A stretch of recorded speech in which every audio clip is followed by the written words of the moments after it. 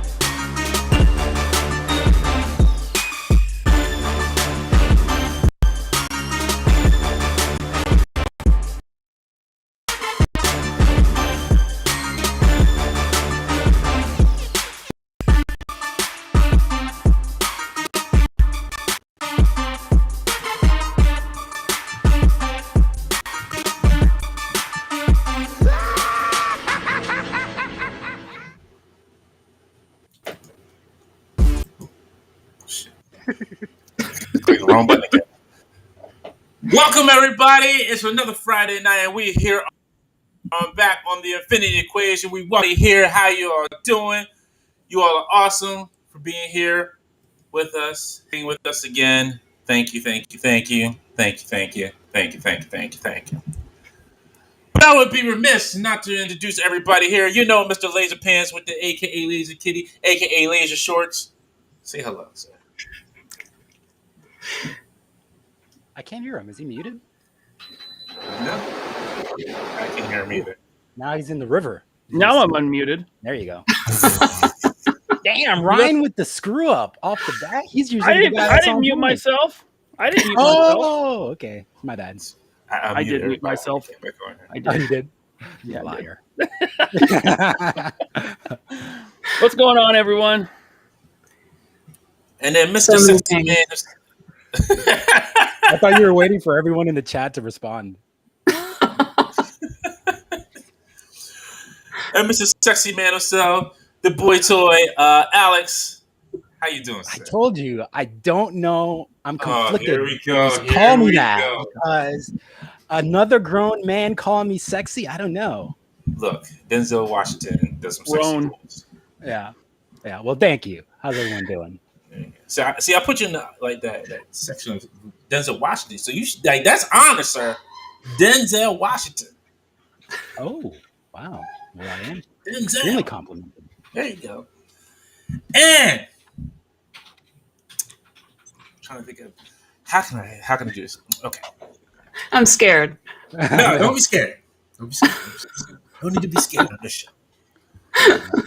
The one, the only, who couldn't do it without one. Love. What keeps us together. What? The best that ever was. The best that ever will be. The one and only. Right. Melinda from Retroblasting. How you doing? Hi, guys. What's up? Hello, Glad Melinda. to be here. Welcome to the show. Welcome. Hello, everyone in the chat. Everybody is here to see you, Melinda. They're super excited to see you. Yeah, it's great to be here. Friday nights, Infinity Equation time. Yeah. Yes, it is. But thank you for hanging with us tonight. Let's see. We got a couple of super chats already, so let's blaze to them real quick. Blake with the super chat, best Rinky Dinky stream of all time. Thank you, good sir. Let's see. We got Anlo Toy says, with super chat, I love you guys, but I'm here from Linda. I understand. Great show, by the way. on Tony's analog. Yes. Today. Grindhead Jim says, share. Just kidding. Take money. Be merry and grind. Love you guys and gals, one and all. Thank you. And Jeremy Jernigan says, hello, everybody. Thank you. Thank you all.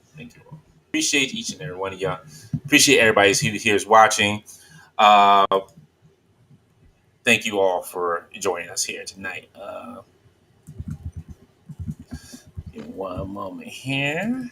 Dearly beloved, we are gathered here today to get through this thing called life. But Yeah. life, it means forever, and that's a mighty long time. But I'm here to tell you, there's something else. You scared me because I already been through that once. I was going to say, who's getting married now? It ain't me. I done did it once. All right, folks. How is everybody doing today? Pretty good. I just got done eating dinner. I was so full, I had to switch into my jammies for my jeans. SpaghettiOs will do that to you, man. Yeah. With the little meatballs too. Oh, so good. How about you guys? How you doing?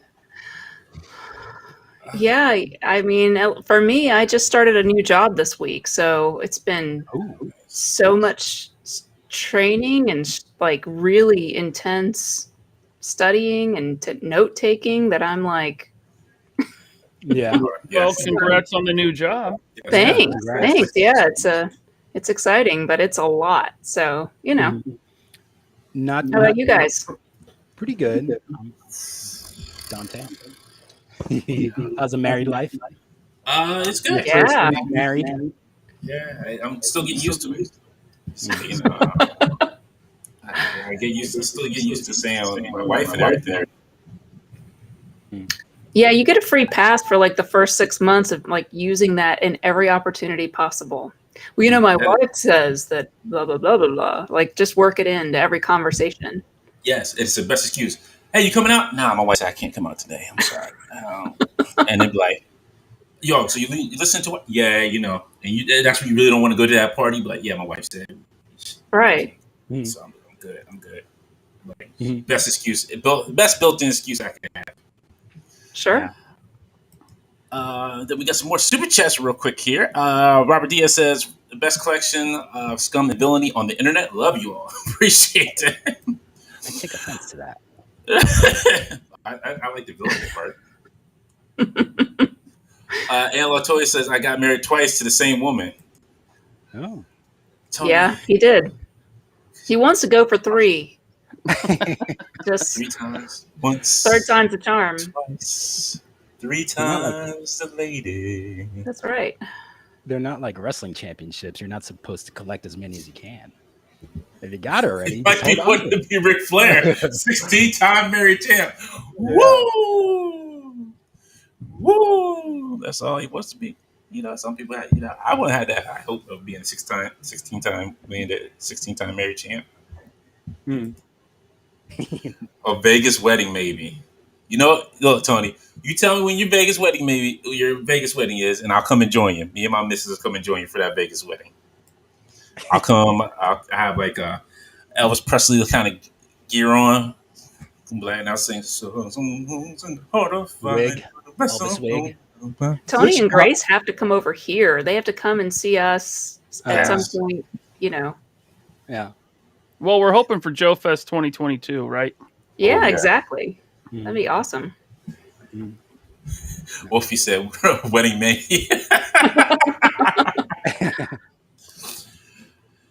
It's not a bad idea. Right. There's no missing man. Who wants to see it? Start recap. Like go through all those wrestling weddings that ever were, starting with Miss Elizabeth and Macho Man. Oh wow! Are you familiar with that, Melinda? Well, when I was in college, my college guy friends, we had like a group of friends, and they were all really into ECW. So like we would 90s? Yeah. Yeah. I'm dating myself a little bit, but we would sit around and like watch Mystery Science Theater, and whenever it would go off, they would flip over to ECW, and like, and like there'd be chairs breaking over people's heads. So I don't know names, but it was just by that point in the evening, you've had quite a few. So you're just sort of like, yeah, ECW. You don't even know what it is. I have no idea. So I kind of explain this. So for those, for you who doesn't know, ECW was a stable of Pennsylvania. It was a hardcore wrestling, extreme championship wrestling. That's what they called it. Blood, tables. Blood. From anything you would think that you would never see in wrestling, they did it in that wrestling, at ECW. Barbed wire, explosions, people getting dropped, choke slammed through like 7 tables and crazy stuff. Weren't they doing like weed whackers to the face and stuff? I mean, New Jack did that. They had like kendo sticks and they had like 2x4s wrapped in. It was crazy. But they were like a regional promotion. So where did you go to college, Melinda, that you were able to get the show? At this point I was at Troy State University in Alabama. Alabama. Oh wow. Yeah. That's weird. I didn't know they I thought they were mostly like a Northeast thing, but no. They probably showed the repeats maybe down there. Because they came on like well, they ended up going on a national network, the national network. I think it was like TNN, which was like a country. Yeah, network. That's what it was on. It was like okay, there you go. This was like 1997. Oh, okay. No, it was after that. Well, I graduated in 98, so it couldn't have been any later than that. Oh, maybe you guys had it a little bit earlier than everywhere else. I don't know. Yeah, I don't know. I don't know anything about it, but I just know that they would sort of sit around. Even now, they sort of jokingly posted in my, because I'm still friends with them online. That's so cool. Yeah. Nice. Yeah. All right. Well, I guess big things first. If it's your first time here, you're watching the show, thank you. Please hit the subscribe button. Please hit the like for this video if you like what you see. If you don't like what you see, you might go through the many videos that we have already. You might find something that you do like. If you don't like what you see, that's cool. I don't know what to say at that point for you. I don't know what to you say that every like week. It, don't. Stop encouraging people to leave us. I didn't say leave them. I say leave this leave channels. Like you might not. I'm like, okay, that's fine. I'm not going to force you to. You should force them. You have to stay. Yeah. See? I'm willing to say you have to stay. I say you have to stay. If you're already here, then you've already made your decision. You can't leave. You're locked in. You're locked in. Lock it in and rip the knob off. Welcome to the closet. That's right. Nobody gets out. Yeah. It's like Saw. You can't get out. Yeah. There you go. Trap. Everywhere's a trap. Trapped under ice. Like Admiral Akbar. Metal reference. I'm just pulling them out. Just There you go. Sorry, let me bring up. I forgot to bring up the top comics for this week. Give me one moment here. Top comics. For the key you wants to get to grab this week if you're grabbing your comics. Ryan, when are you going to the Frankenson thing? Was that Frankenson was like? Oh, it's tomorrow. Yeah. It's like a big. Would you call it like a flea market? Like a big flea market? So it's basically a reoccurring twice weekly toy show. They have an old Sam's Club. It used to be in this other building, it stunk. But when Sam's Club went down, they got a Sam's Club building, and it's a lot nicer now. So the Toy Migos are doing a Toy Migo Con or Toy Migo meetup tomorrow. And so, I'm going to fly down for it. Nice. My flight leaves at 6:30 a.m. That is commitment. Yeah. And then I'm flying home the same day too. Oh my God. Yeah. It's a short flight though, right? It's like under an hour, I think. No, Seattle to LA is 2.5 hours. Oh, it's in LA. Oh, wow. Yeah. Oh, wow. Are you bringing a lot of spending money? Because you better not be going over there just to spend like $80. Oh, I'm going to hang out, meet people. I might buy something. Oh. But look, you go to Frankenson's and it's cool because there's so many vendors. Yeah. They have everything. I've seen Frank and Sons. Mhm. Yes. Okay, I heard something else. Yeah, Frank What'd you hear? and his son. Yeah. But Get the Frank or the beans? Get the beans or the Frank? Yeah. it's a Sam's Club, which is huge, right? Like Costco. Yeah. And it's all toys. No. Wow. So, Is it all modern? No. oh no, it's no. It's everything. everything. Vintage. Okay. Yeah. Yeah, it's everything. Video And games too. oh yeah, there's retro video games. There's vendors that have comics and pins. Pins are really big, especially like Disney pins, because you're like a 30-minute drive from Disneyland. Yeah. But the thing is, I've been a few times to that place. I don't often buy very much because the prices are all like eBay or Yeah, more. they are pretty So, expensive. it's like I like going to see everything. Mhm. It's like it's basically a toy museum. I don't often buy stuff there unless I see something I really want and the price isn't, too high, No. which they usually are. But No. yeah, it's going to be fun. Sounds great. Chamba says you're a legend. LP, you're a legend for making that trip out. I hope you have a wicked time hanging out with them all. Thanks, Chamba. And look Is what I Chamba found today. Canadian? Yeah. Tech on. Because wicked is such a Canadian word to use. No, he's Australian. Yeah. Oh, well, okay. Yeah. Maybe I the picked up- Australians say it too. Yeah. I picked up his comic book at the comic shop the other day. I already had 2 of the different variant covers, and this is one I didn't have, and so I picked this one up. Yeah. New Tech on Avengers. It's a good book so Nice. far. Oh yeah.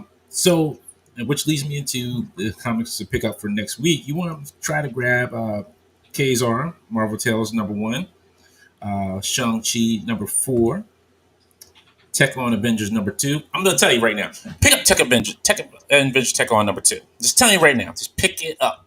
Pick it up. Pick And it then up. put it right back down. No, you can't do that. There's a reason why I'm telling people to pick it up. He did kind of drop some. Actually, Chamba did drop the hint. So he put Easter eggs in some of the issues. So we are Easter egg in next week's issue. Oh. Are Easter egged? Yes. Are we allowed to say that yet? He already said it. Yeah, you can do Easter. Yeah, Oh, he already did. said it. Okay, cool. Yes, Cool. We as in who? The Infinity Equation. Oh, really? Yes. Not us as people, but Cool. our Right. logo. Yes, our logo's in there. Oh, gotcha. So it's toying around, Oh, that's cool. and I think Toy Toy Migos Migos. as well. Yes. Nice. So yes. So definitely pick it up. I'm super excited. Can't wait to pick up my issue. See where it's hitting at. See if I can find it real quick in there. And Thank Chamba, let me know how many variants there are for issue 2. Because I found, I think, 4 variants so far of Tech on, and I know like certain comic shops get their own variant cover, Mhm. and I'm not gonna get Variants. like some issues have like 50 variant covers. I'm not gonna buy 50 issues of the same comic, but yeah. He said it's small, but it's there. However, I had to change some for issue 3, unfortunately. Okay. Yeah, he took us out. We're not in it now. That's what that means. I don't think we were in issue 3. I think we were in a later issue as well. So I don't think we were in issue 3. And just one last one. If you haven't been reading Eternals, please read that book. It's been freaking amazing. Definitely give it a look. He said, I'm not honestly sure how many variants for issue 2. Maybe 6. For issue 2 through 6, I think. Oh, issue 2 through 6. Oh, okay. That's cool. I mean, that's kind of fun. I can hunt around for them. There's still a few comic shops left around me. Robert Diaz says, "Who's trolling with 2 dislikes?" Yeah. There's always someone. You see, Dante? What? See what you did at the beginning of the show. You're like, if you don't like it, You feel free to dislike it. hey. No. Not allowed to dislike, not allowed to leave. You must I mean- stay and you must like it. Yeah. That's fine. Hey, Wish there was like a Steal. digital, like an internet shackle once they like watching that show. Yeah, you wish that Oh, until okay. it's applied to you. Right. Hey, But the thing is that when I go watch a show, I make sure that's the show I want to watch. That's true. I don't just show up just to dislike. You're not a channel surfer. You're just. No, I'm pretty. I have my set list of things, especially on YouTube. That. Yeah. There you go. As Tony says, enjoy my joy. Just enjoy my joy. Yeah. I will enjoy Tony's joy, but only because it's Tony. There you go. Chamba says, I didn't do a variant for issue 2, only for issue 1. Oh, okay. There you go. So Melinda, heard you got some good stuff this week. Would you like to share with everybody? Well, so I mean, when I say I'm speaking on behalf of Retroblasting. So I'm just going to start going down the list of things that we have sitting over here for me to show you. So first up, we got a huge bunch of star ears. So can you see this guy? Oh, cool. Yeah. Bloop, bloop, bloop. Wow, those are very 80s, right? It's very Madonna in the 80s. Yeah. I mean, that's something else. Yeah. We got more than just this guy, but this is just a representative. I've never heard of star ears. He's like, he winds up.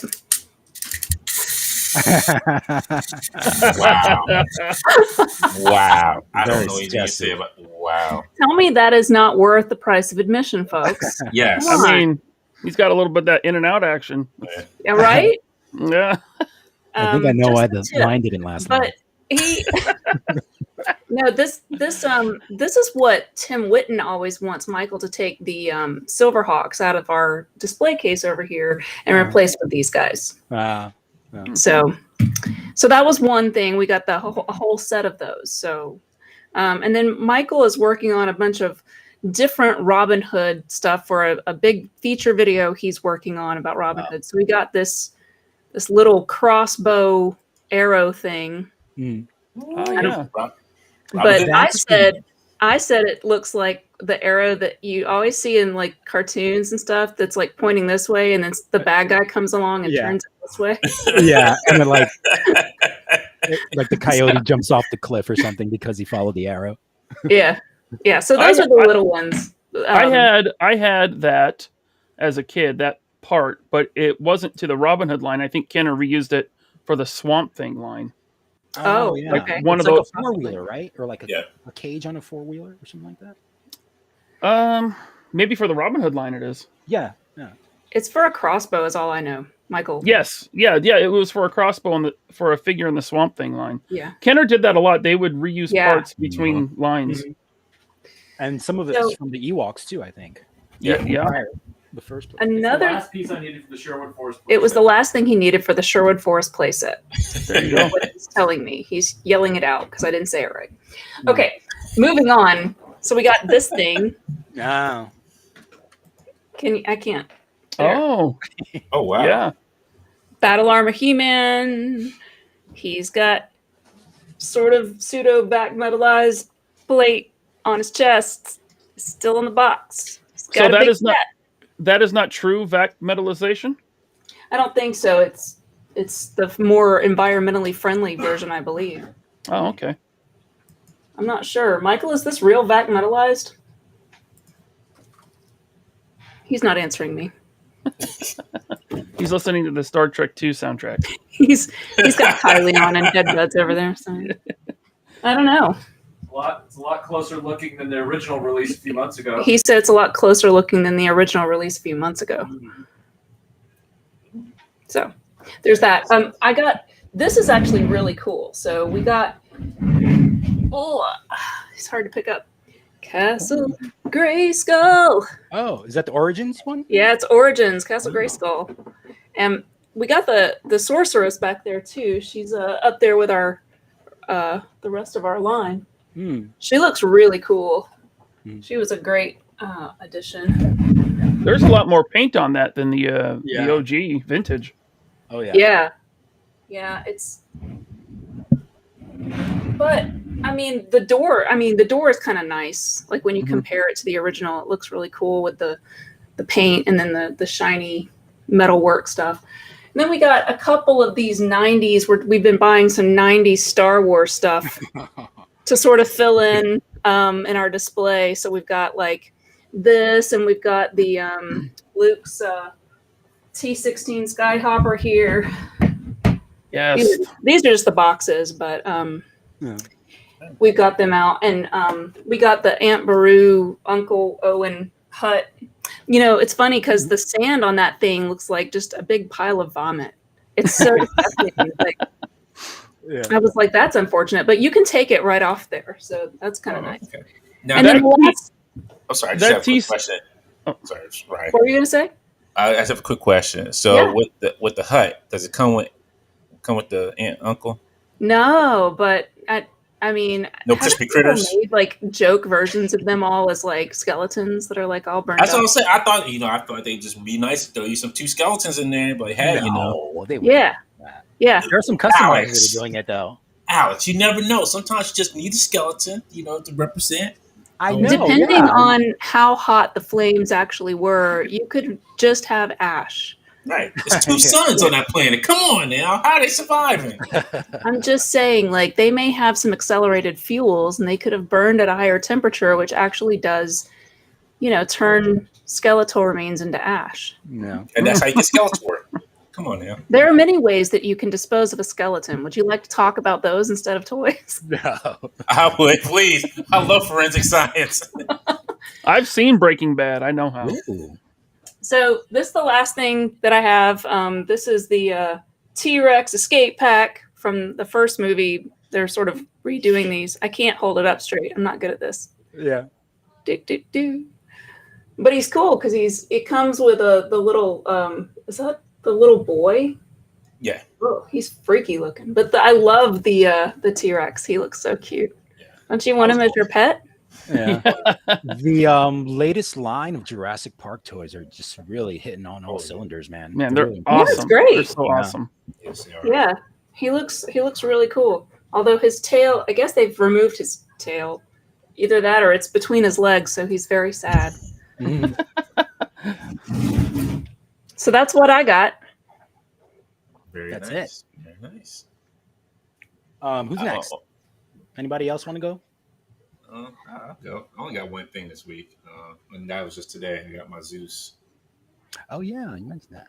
Nice. So I put up a review of him, like soft goods. Oh yeah, he's totally soft goods. Like everything, like all this is soft. Like his little tunic soft. Like this pops off. Like you can actually put it on and it comes off. It has different hands, lightning bolts, a second head. But I'm going to do a review on it and put a video up this later on this week. Oh, really? It's getting a review out of you, huh? Yeah, I have to because it's not one of those figures that you like buy mainline. It's it's like you see it, you're like, okay, I'll get it. I don't have nothing to really go with it, but this will go great if you have Kratos. So where is the Zeus from? Like what is the deal? Why is he an action figure? Or is he just? This is just let me see. I don't know. I just seen it on the website and it was there. What do you know the name of the company? So I have the box right here. Let me see. Myth. Myth. Oh, Berserker Studios. Have you heard of them, Ryan? Yeah, it's not to any one property. They're just making generic figures that people know, right? Like no one owns the license to Zeus, so they can just make a Zeus. Yeah. Wow. Yeah. I mean, it's cool. Yeah. It's cool if they did like all of like the main like maybe the top 12 Greek gods or whatever. Exactly. I would be all for that. You could almost do a Clash of the Titans type of deal with that. Yeah. I love that movie. Oh yeah. Not the new one, the old one with Harry Hamlin. Yeah. No, that's the best one. That's the last Ray Harryhausen effects. Yes. Film, yes. That man's a genius. I want to go see that museum when it opens back up. Oh, where is it? It's over. Where is it? I know it's a European country. It's in. And I can't remember. Yeah. Not anytime soon, then. Yeah. I would have to go. You have to go overseas to see the museum, but it's wonderful. I follow the Twitter account, but it's beautiful. Yeah. That means what they have in there, like the old dinosaurs he did for like King Kong. I think the skeletons are there from Jason and the Argonauts. Yeah, that's probably his most famous special effects. Because I love hearing them, the skeletons going scream. Just real quick before we move on here, I know there was a couple super chats I think I missed. Nope, I didn't. I missed, so we just only got one. Nope, here it is. James Salzberg with super chat. Thank you to this awesome shirt, Melinda. Bundar representing Jack Kirby. And Jim Largo with super chat says, "Release the Kraken." They should make like a really huge Kraken figure. Yo, you can Haslab me on that one any day. They got me for that. Yeah, that would be cool. Yes.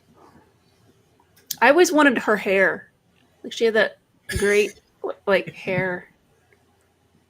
Pretty much that's what I was watching movies for as a kid, like hair styling ideas, you know.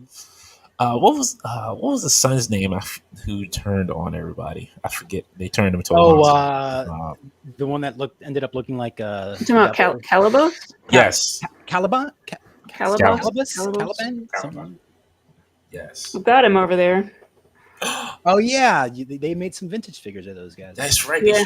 I think they were before I was born. That's why I didn't get them. I would have had them. I'm scared to reach in there because I'll knock something over. But we have Pegasus, and we've got Harry Hamlin, and several things. Michael's coming over here. He's going to get him for me. Yeah, I'm scared to knock things over. There were like 5 POA figures or something like that, right? Yeah. Here you go. Careful with the tail. Oh yeah, I'll be careful with the tail. All right. Oh, nice. Ooh. That's actually pretty good for a. Ugh, why am I so bad at this? Okay, here we go. Yeah. Oh. He's got a tail. Let's see. Hard to get, hard to collect. I mean, expensive. I think some of them are. I think Pegasus was fairly expensive, and how expensive, dear? Are they rare? Is this guy rare? Yes. He's rare. With the tail and everything. With the tail. I guess his tail is prone to breakage. Yeah. Kraken's the hardest one. The Kraken apparently is the hardest one. Do you have the Kraken? Oh, there's a Kraken. There is a Kraken, It's yeah. huge. It's real big. Yeah. That's awesome. That is very cool. I like that. He pricey. World Cardboard, thank you with the super chat says, "Release the ponies." Oh, my ponies are upstairs, so that would be challenging unless Michael's feeling really energetic and wants to go grab some ponies. I'll bring them down. You can go get like a couple of ponies. Make sure you get the really good one. She's on the top shelf on the left. Are you actively still collecting ponies, or oh, you are? Are you collecting just the vintage stuff? Or are you into the modern stuff too? Just vintage, not just vintage, but G1 only. Yeah. So there are 4 generations of ponies. So G1 is quite a long period of time. You know, they started in like 81, 82, somewhere in there, and then they go through like the early 90s. But by the time you get to the late 80s, early 90s, I was aged out of toys, so I'm not as interested in those later ones, but I'm really trying to get like the first like 5 or 6 years. And it's insane how many waves of ponies every year they would put out. I mean, it's not just like one thing, it's like 7 or 8 groups of ponies that they put out each year. It's crazy. I didn't put out that many ponies. Oh my god, I can't remember how many there were in the original G1 line, but it's more than 200, pretty sure. Oh wow. Yeah. Lyle Convoy has a question for you, Melinda. He says, "You ever try finding the elusive MLP KO called Demon Donkey?" No, I've never heard of that one. Yeah, it sounds like it sounds like a dirty. It sounds dirty. No, I'm sure it's not, but you know. Is he joking? Is that a real thing? I don't know. It's I think the KO's not the knockoff called Demon Donkey. Oh, it's the knockoff. No, I don't really collect knockoffs. They call them fakies a lot of times. There are like fakey ponies that you could get at like dollar stores and stuff like that. And I have a few fakies that people have sent me in with big groups of ponies that they buy at like, garage sales or whatever, and they send them to us. But Lio Convoy says it's a Chinese bootleg. Yeah. But yeah, I have the rarest pony. So that was sort of my holy grail thing that I had been wanting for a long time. And then for my 40th birthday, Michael got it for me for my birthday. And I'm sure I can hear him coming down the stairs. So he's bringing me some ponies. What's the name of it? It's Rapunzel pony. So she I can see her long tail. So obviously she's got really long sparkly hair. So oh wow. This is Rapunzel pony, and she has like glitter, and she's got like really long tail. She was a mail away, so you had to collect horseshoe points, which is what they had for My Little Pony. All these different toy lines had their own version of the little things you cut out off the packaging and mail them in, and you could get her. But because she was a mail away, she was quite pricey. And then you have I have some European ponies. This is a nurse pony that they made, which I had to have because I'm a nurse. So I thought she was really cute. She has a little nurse hat. And this is Tenderheart. And this was my favorite pony. This is my pony from when I was a little girl. And she has a little bit of a haircut, unfortunately. But this is Glory. So yeah, she's been with me since I was like probably 8 or 9. So, and then very first set of ponies, this is a flat foot. So when the ponies first came out, they had flat bottoms of their feet. And later, as you can see here, they had concave feet. So the very, very first 6 ponies, the first time they were released, this is Butterscotch. This is the very first release. And you can tell because it's a flat foot. So I have all the original 6 that were all flat foot. And then there are 2 additional ones that were in play sets and stuff like that also have flat feet. So I have all of those. And then I just have this one. I guess he brought this down because she's got crazy hair. But this is a powder puff pony. So she is her hair supposed to be like that? Yep. And so this was a gimmick. They had a lot of weird little gimmicks. So the cool thing about this is when I got her hair was completely destroyed and matted together. And I washed it, and you can actually, when it's wet with conditioner, and it brush it out, and it puffed back out the way it's supposed to look. And that's cool. So she looks great. See, Alex, now if you need some extra hair, just go on eBay, get some ponies, and get some hair for your dogs you got over there. Hey. And you can comb them. You like my little Johansson. Get your hair, girl. So some of those were your childhood ponies. Yeah, 2 of these were the Glory, and this Butterscotch was mine. So you kept those in really good condition. Yeah, I mean, she has a haircut, unfortunately, but yeah, overall, all of my toys I was pretty strict about. Like, I was an only child, so I was kind of lucky that I didn't have any siblings messing up my stuff.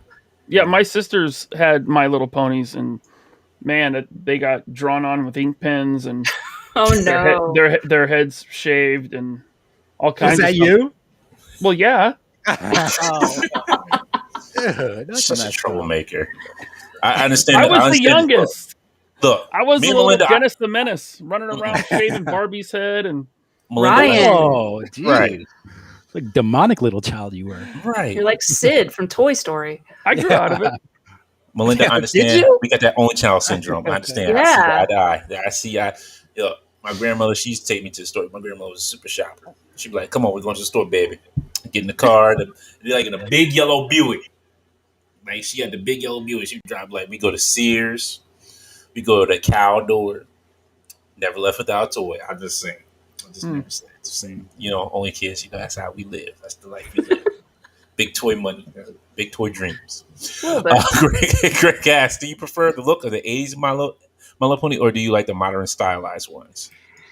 I am not a fan of the modern ponies, and in fact, I don't really get the whole hullabaloo about the cartoon either. So I know everybody loves Friendship is Magic and all that, but I collect these guys for nostalgia purposes from my childhood, and so I really just prefer the G1s.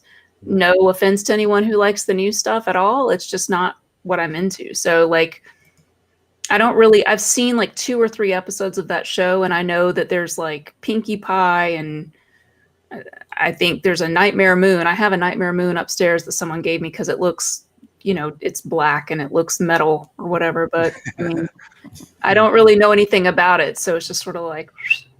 Yeah. What about the G1 cartoon? Do you like those? I mean, I do. I think that I didn't ever see the one that was on TV, and I really didn't see those cartoons when I was a kid. So for me, the toys just were the toys in my imagination. So their character names and their personalities and their voices that I, would make up in my head is how they're supposed to be. So then later on, when I saw the cartoon when I was like 12 and I was getting out of toys, I was like, that's so babyish. Like, that's not how I played with my toys, No. So did you guys have that experience? Like, you would play with your toys and then you would see a cartoon or a movie or some version of it and you'd be like disappointed? No. Unfortunately, I can't say that because, well, what? I think a little bit with the Super Friends, yes, because I really liked the Superpowers line. So when I would watch Super Friends, even at that young age, I'd be like, this is kind of cheesy, especially the early ones from like the 70s. Okay. Yeah. I think it was more after Superpowers. Was it Superpowers or was it later? It was whatever they added, like Firestorm and all the extras that they had on there. Mm-hmm. That was Superpowers. Was it Superpowers? Yeah. That was like... no, I'm thinking of Super Friends. Yeah, where they had Marvin and Wendy on there. And I was like, yeah, we're done. Oh, yeah. And was it... What was the monkey? Gleek? Gleek, yeah. I was fine with the Wonder Twins. Gleep? Gleep was out. Yeah, that's good. Now they're all like going in my head. Like Michael will probably know the answer, but no, I was entertained by the crappiest cartoon as long as like they look cool or the toys look cool. I'm like a total like aesthetic hound, I guess, when it comes to like cartoons when I was a kid. You know what? I did. So there's one cartoon that everybody really forgets about, and I love it to death. I wish there was figures of it. It was Samson and Goliath. I'm not familiar. Is that Hanna-Barbera? Yes. I know that. What is it? So it was a guy. He had a dog. It was, I guess, almost like a Jack Russell Terrier, who rode in the back with him on his moped. And when he clapped his bracelets together, he became Samson, and his dog became like a giant lion called Goliath. And yes. Yeah. That was on the Cartoon Express. Yes. Yep. I'm looking it up right now. Yo, I enjoy. That was one of my favorite cartoons because I loved it. I was like, yo, this is awesome. Like, a dude claps his braces, he becomes Samson. Like, yo, he becomes super strong. Like, he would come out like he would become like this. Yo, it was awesome. Huh. He like had this like they dressed like he got bigger. Like, it was almost like Shazam. Yeah. But it was an older person. It was like an older guy who actually could do things like an adult could. It wasn't like Wasn't that like a late 70s cartoon that kind of got in? It was in reruns by the time. Maybe it might have been. Or early 80s. It has that vibe. Like, in my market, everything from the late 70s was still being played in like the early 80s, and like it debuted in 1967. Okay, so it's even older. Yeah. So that's like when Dante was like 4 years old. 5 years old. 67. I wasn't born yet. I wasn't born to 82. It was an old joke. Yeah, joke. Yeah. I was barely twinkle in anybody's eye at that point. Goodness, thanks, Alex. You know what? I'm older than you, and I'm making like. Now I'm calling you sexy man every time I see you. Oh, that's all I had to do. That's all you had to do. Call me old. I'm older than you, Dante. So I don't know what you're talking about. You look as young. It's it's the lighting. It's the LED. I swore you were like you were in your 20s, Melinda. No. Mm-mm. Please, no. I don't know. Whoever told you, oh, they're wrong. They should be beaten with a pipe. Oh, I'm just the age that I am. I don't really give a crap. People get really hung up on their age, but I mean, I'm Gen X all the way, so. Yeah. I'm confused. Am I Gen X or a millennial? When were you born? 81. I'd say you're a millennial, but Yeah. That's what I I'd figured. say anybody born after or like 1980 or beyond is a millennial in my mind. But But see, it changes so much. It's like first it was like if you were born like I think like after 85, they still consider you Gen X, and then it was like it got moved up a little No. bit. They keep moving it every once. Like every time I see it, like oh yeah, so millennials have moved past like now it's moved up to like 83 from millennials. I'm like I don't know. I don't even care. Look, Nah. There's nothing official. There's no cutoff. It's just sort of. I think it's a somewhat of a state of mind. But I think like pretty much if you're like talking about, to me, it has to do with the encroachment of the internet, because like the younger you were when you were exposed to like a viable internet, like if you were born in like 1980, when you were like 14 and you were a teenager, you were still in high school, the internet was a thing. Whereas the internet was not a thing when I was in I graduated high school and we still had dot matrix printers and WordPerfect, and there was no real viable internet. Like people were just starting to figure that out. So, but I may be the oldest person in this chat, so, or in this group. No. So. No, No? I think I'm the oldest. I'm 44. Alex is 57. So proposes as a 40-year-old. yeah. Well, I feel like I'm 21 still, though. Well, yeah. only when you shave. Right. Yeah. But I know Alex has got to be close to my age because he and I remember a lot of the same metal stuff. Yeah, all the old metal stuff. I always thought that like you were classified according to when you were in high school. So like if you were in high school in the early to mid 90s, then you're considered Gen X. That's the way I was told it was. And then like after like 95, 96, I think is when you're like Gen Y or millennials or whatever they're called. Millennial. Yeah, I mean that kind of goes along with like I graduated in 94 and Michael graduated, he's like 2 years after me. So I mean, but he's still Gen X. So yeah, I think I'm proud of it. Yeah, I think so. Yeah, because that's when wasn't the Spice Girls around singing about that? Gen X? 90. I think they blew up in the U.S. in like 99. Yeah. But they still had that song for like they were like still like it was like Gen X like. I think it was earlier. I think it was like 97. And the only reason again that I say that is because I remember this person when I was in college who was like weirdly fixated on me told me that I looked like Baby Spice. And that just really sticks in my mind. That's the one with the blonde hair, right? Yes. Yeah, like, come on, give me Jerry Halliwell at least. Come on. Yeah. Look, I was fixated on Scary Spice. I mean, I had the personality of Scary Spice, but she would have been best of buzz. I'm like, yeah. I'm like, yeah. It's like that's what got Scary Spice over there. Yeah. Get my dad who on my pal. But it's fun. So, I guess so. My next question for you, Melinda, is how did you get into everything that you like? Like My Little Pony, was it just like you just seen in the store? It was like things like that. These like toys you see in the store. You were like, hey, I like that, looks kind of cool. I'm gonna grab it. Or was it something? Was it comics that kind of got you into it, or like cartoons, or just like somebody else? You seen somebody else with it? I think for My Little Pony, I was in the store and I saw them as a kid. And I remember the first pony I saw was Cotton Candy, and I really, really wanted it. And we were there to buy my cousin a toy or several toys because she had just broken her leg.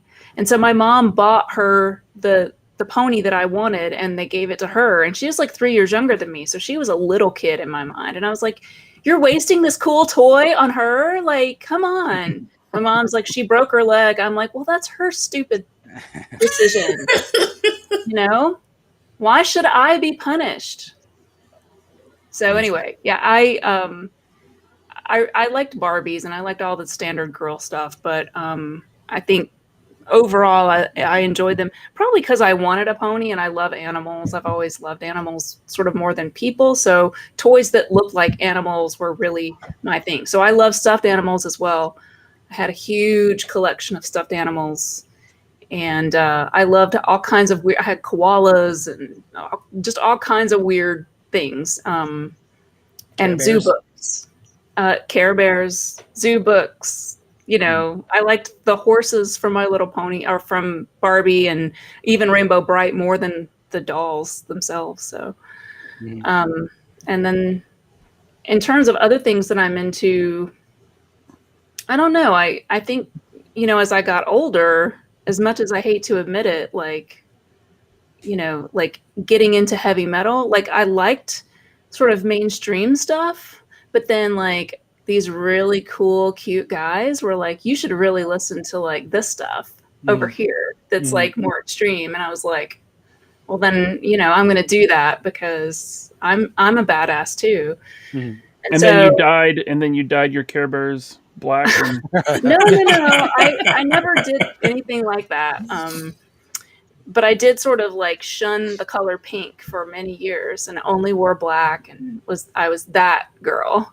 But then like Sandman, the comic book. I got really into Sandman in about 92. So it had been out for like, I think it came out in 88 or 89. Late 80s, yeah. And so I had most of the first run individual comics that I had bought like when they came out. I had some autographed, like my dad actually used to work with Neil Gaiman's cousin's wife or something like that.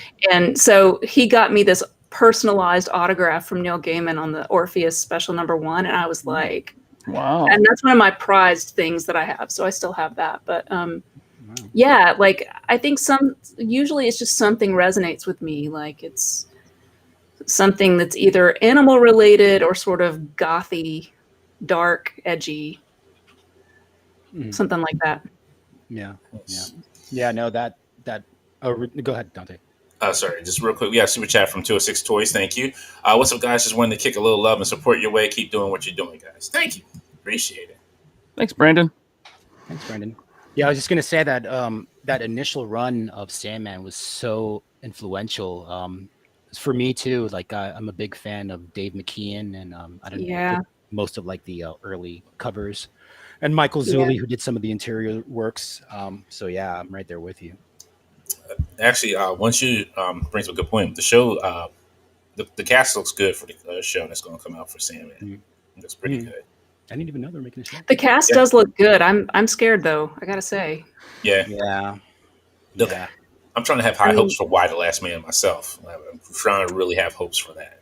I watched American Gods, and the first season was really pretty good, and then the second season just completely fell apart.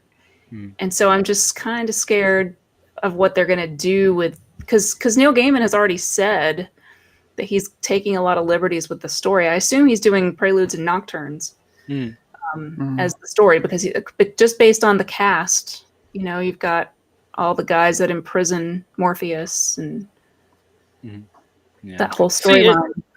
That's the thing with if you're gonna make a show or a movie of an old comic or any old property, bring it back, why change it so much that it's almost unrecognizable? They do that so much now, and I don't understand. I feel like it's one of those things where, you know, he just did the Audible cast recording where they had like it had a full cast, and it was really verbatim. Like they used Neil Gaiman's notes that he had given to the artist to sort of describe scenes and stuff to fill in some of the additional words. And it's really good. I listened to the whole thing. It's all of Preludes and Nocturnes. It's really very good. I highly recommend it. So that was very true to the source. Whereas this new show, it's like they're literally called The Endless. So why don't you just take these endless characters and put them in a modern time so that you don't have to deal with things that don't translate super great from the 90s and just tell a story based in modern times, because the endless are endless. Yeah. So Yeah, well, I don't get it. he's not the showrunner. I'm assuming. I'm pretty sure he's I not don't. the showrunner. I don't think so. Yeah, no. For me, I just take it as Neil Gaiman is just kind of he's worked for a long time writing comics, and he kind of just wants to make a little extra pocket change, and this is his first big chance. No, I'm serious. It's like I've heard him in conversations talk about how writers and artists aren't paid what they're supposed to be paid, and so I understand that, but he's got somebody to answer to, I'm sure, and Yeah, it is. And I think a little bit of it is too is it's hard to adapt something that you can have so much liberty with in a comic. Then you gotta try to make that same thing on a screen where you gotta like have to make this prop where it's gotta be CG like this, and then you gotta put more money into it. Especially if it's a show. I think shows usually have like a certain budget, and then they can't go over it for whatever because depending on where they're filming their location at and how long they're gonna be there as well too. So I can kind of understand that you got to cut some parts out. Like when I was watching, I forget the name. What was the vampire one that was on FX? What We Do in the Shadows? No, not that one. It was a more serious one. I don't know. I forget the name of it. Tag on it. Somebody in the comments. No, it was based off of I think it's Dark Horse comic. 30 Days of Night? No, not that No, one. no, that's not Dark Horse. That's IDW. The String. Thank you, Nero. Okay. The String. That's what it was. Comic was excellent. I don't even know. Very great. Very well done. The show, it just like took a left turn for me. I just couldn't finish watching it. Like even The Walking Dead did the same thing. I have the compendiums, started reading them, then I go back and watch the show. I'm like, nah, I'm done. right. I won't go back to the compendiums. An adaptation, like to film or TV, is always going to be changed somewhat, like to some percentage. Of course. And that's like, it's totally understandable, but that's kind of why I feel like it's a great excuse to just tell a new story that's written for that medium. Yeah. And you use some of the same characters. You could set it in the 90s if you want to, or the 80s. Like there are stories from Sandman that are set literally throughout history. He goes back, there's stuff set in Shakespearean times. There are things you could flash back and forth episode to episode. You could do all kinds of cool stuff because that's what they did in the comic. You could bring in like all kinds of comic book characters. I just feel like they're not really maximizing. I know you have to limit your scope a little bit, but I mean, there's so much you could do with it, and they're just sort of telling the same story again. Yeah. So for me, I'll be honest here. I never read a Sandman comic. I always heard about them, but I never read them. So I guess if you kind of explain to me like what it's about. I know Death's in there. I know characters Death, and then some other characters I don't know. So, I mean, basically, to really very quickly sum it up, it's about, there are sort of these 7. They're called the Endless. They're sort of archetypes of humanity, I guess. And so they all start with a D. So there's like that gimmick, right? So there are 3 male characters and 3 female, and then there's one who's gender neutral. And this was like back in like the late 80s, early 90s. But so you have death, dream, despair, delirium, destruction, desire, and I feel like I missed one. But anyway, so you have all of those, and so they're portrayed as siblings, like these endless beings that have been around since the beginning of humanity, and they're sort of like gods, but they're almost above gods. So they're just like I think they're sort of loosely based on some of the Egyptian mythology, the way that works. And so, Dream is the lord of the realm of dreams, and so he literally presides over it, and he makes dreams, and everything about dreams are his thing. And Death, is this character that escorts you to the other world, and Destruction is another one. So there are all these things, and so they just get into all of these different sort of I don't know, how would you describe it, Alex? Crazy. It's almost like a Nightmare on Elm Street series. It's like it's kind of horror. Like, to your not point, in that it's horror. It's just like, because the whole thing is about like it's kind of about dreams and there's there's like time travel. It's hard to describe, but it's a very hard to adult book describe. because it's not about just one thing.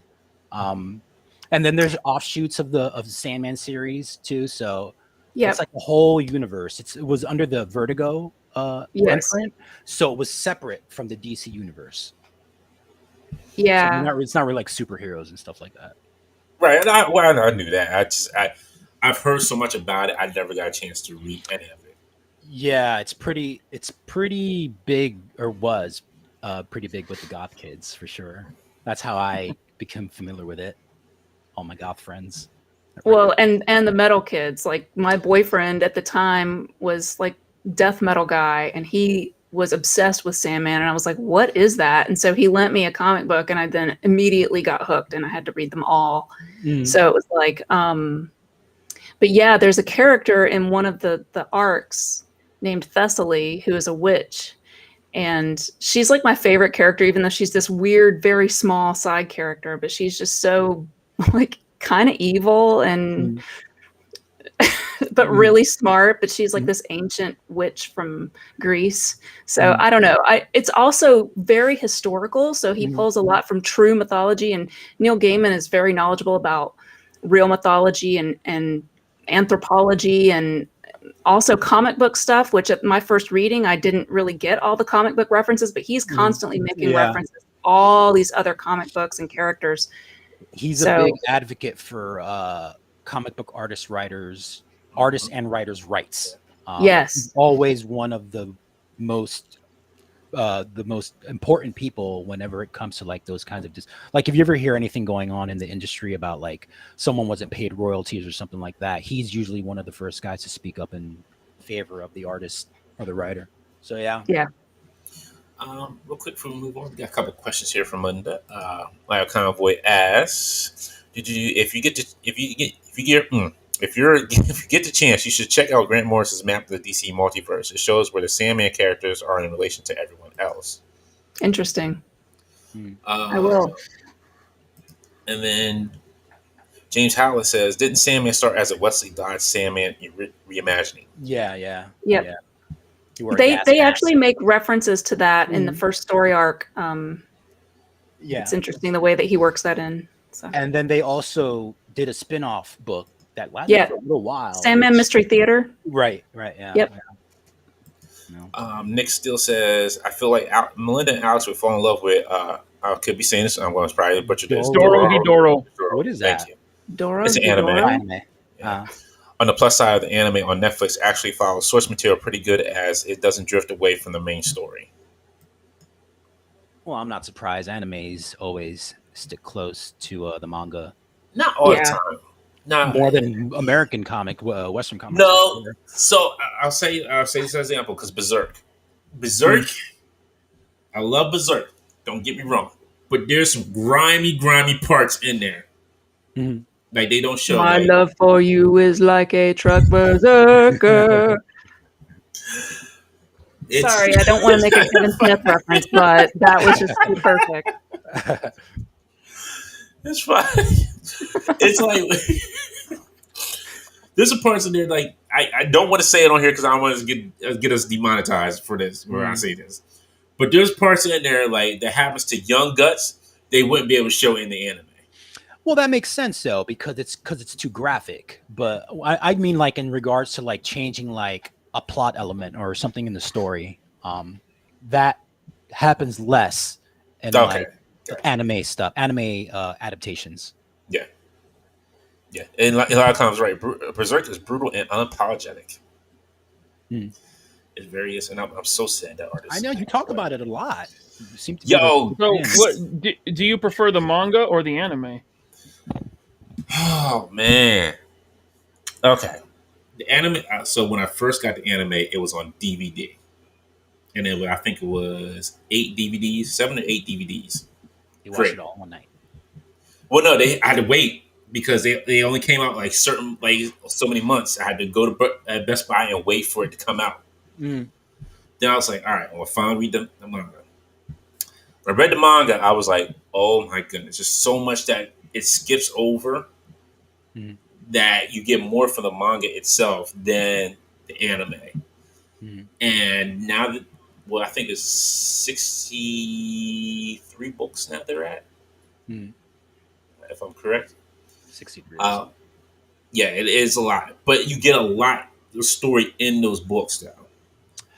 Yeah, that's the thing about those manga creators, man. When they create something, they stick to it for years and years. Like, they have a much bigger attention span than we do over here. Yeah, and I'm sorry, and I forgot about the end. Yeah, what happens to Costa and yeah. Yo, it's worse. I want to say it's like shock. It's like shock horror and Berserk.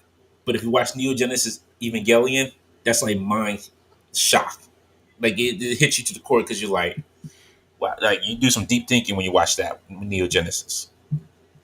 Like you really like you gotta put everything aside, put your time into it, and just be like you're like, yo, okay.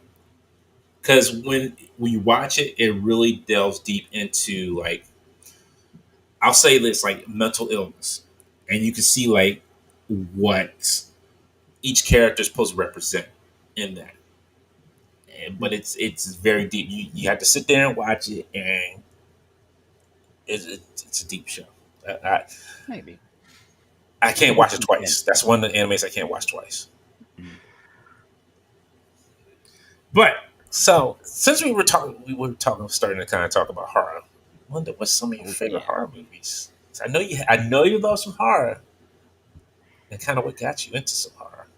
I am, and it's funny because I've been doing a lot of research on horror movies recently, and I'm learning that I guess my brain as a kid was a little bit like warped or something, because I watched a lot of movies that apparently are considered horror comedies. But like when I saw them as a kid, I was not like consuming them as comedies. Like I just took them as horror movies. So I like when I saw The Lost Boys in the theater, which I know is a horror comedy. When I watch it now, I totally get it. But like back then, I had to walk home from the theater in Alaska. So it's always nighttime in Alaska. It doesn't matter, whatever. Like the movie got out, I don't know what time, but it was black night. And we're walking in the snow, and I'm walking back in these silent streets to the point where you could hear the snowflakes hitting the snow, and you're crunching. And I could just hear that sound that they did in the movie of those vampires like flying up behind me. I was like running my ass off all the way home. So it kind of scared me just a little bit, like in a fun way. But I think my favorite, and everyone knows this, but my favorite is the Nightmare on Elm Street series, particularly the first one. And I love the third one, and I actually love Wes Craven's New Nightmare. So those are my three top ones. You skipped over 2. Are you not a fan of part 2? I've gotten to where I like it more now. At the time when it first came out, I was like, there were parts of it that I liked, but there was so much that just didn't make sense. Like the whole swimming pool scene. Like what is going on in that scene? What do you mean? Like, he's cooking them. He's boiling them. I know, but it just I like it wasn't. The reason it's my favorite is because I think it has the best Freddy Krueger design. No, I agree. That's like what I was going to say. Is I love that you got the body and I've got the brains. Right. That's from that one. And I also like the fact that he used more like the finger knives as opposed to the glove. He did, yeah. There are some cool things about the second one. Like I said, I've gotten to where I really like it, but I love the third one. Oh yeah, I saw that in the theater. I was obsessed as a like preteen and teenager with going crazy, and like so I loved Welcome Home Sanitarium by Metallica, and so like that movie was in my mind like tied to that song because it was, like, they're in like kids. Yeah, everyone's just writing you off and calling you crazy, but you're not necessarily crazy. You're just going through a lot of stuff. Yeah. And so I was like, I relate to those characters, and so a little misunderstood. Yeah, so I loved that, but I also loved Nancy in the first one. So anyway, I really liked the original Halloween, and I'm actually I don't know if we're supposed to say this, but I guess I'll say it. Conrad from Movie Oubliette and I, and Dan as well, we're working on a piece that's going to be about Halloween, the series. Oh, the series. So, the series. Including the new stuff also? I have watched, with the exception of the one that came out in, what was it, 2017, 2018? The last one? Yeah. Yeah.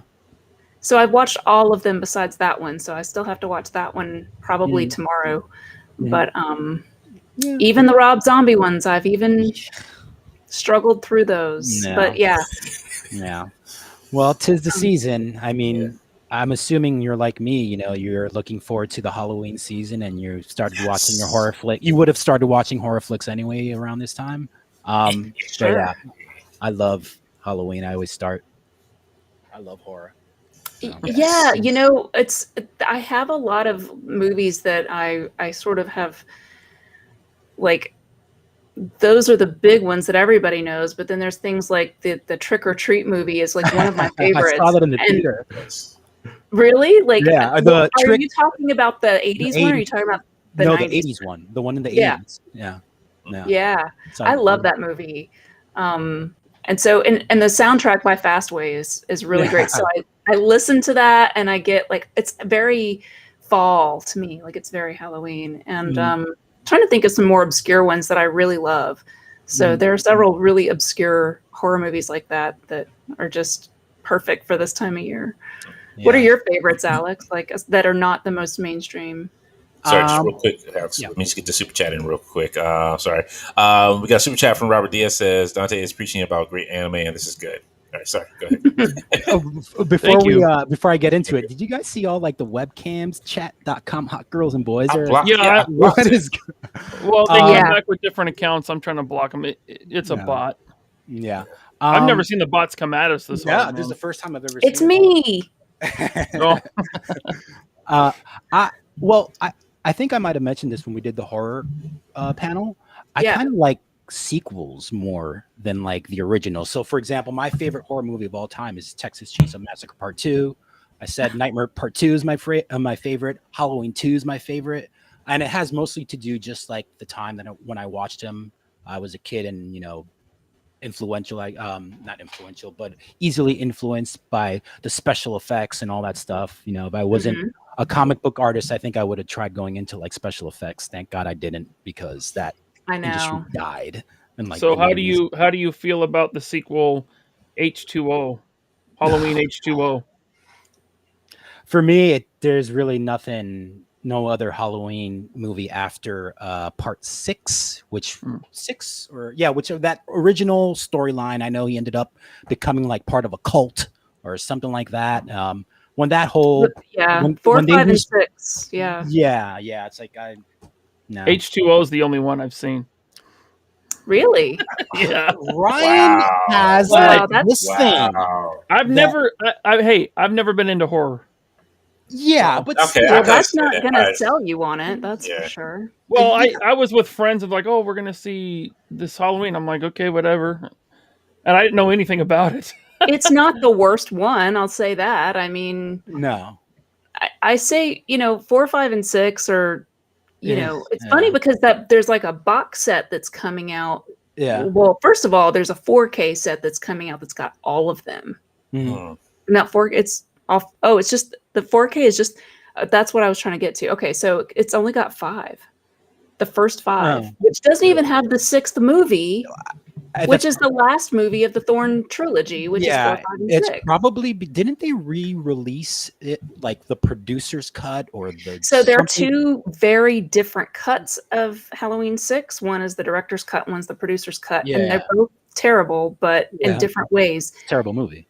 It is a terrible movie, and I mean, but what we're talking about on our thing is sequels and how you may or may not like this, Alex, since you like the second one best. But our argument is that they never really get any of the sequels right, and even if you think that they get the second one right, they've made the third movie. Every single movie they make is an attempt at making the third movie.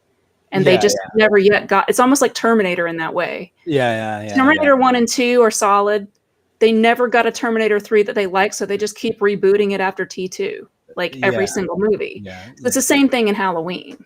Yeah. No, I'm not saying that the films that I mentioned, the sequels, are better than the originals. Even it's just I saw Halloween 2 first before I saw Halloween 1, and I immediately ran and saw the first one.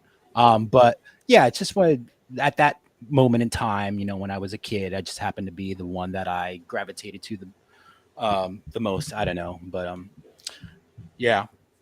Real quick, we got a super chat from Tony. Says thoughts on Evil Dead. I Which do one? have thoughts.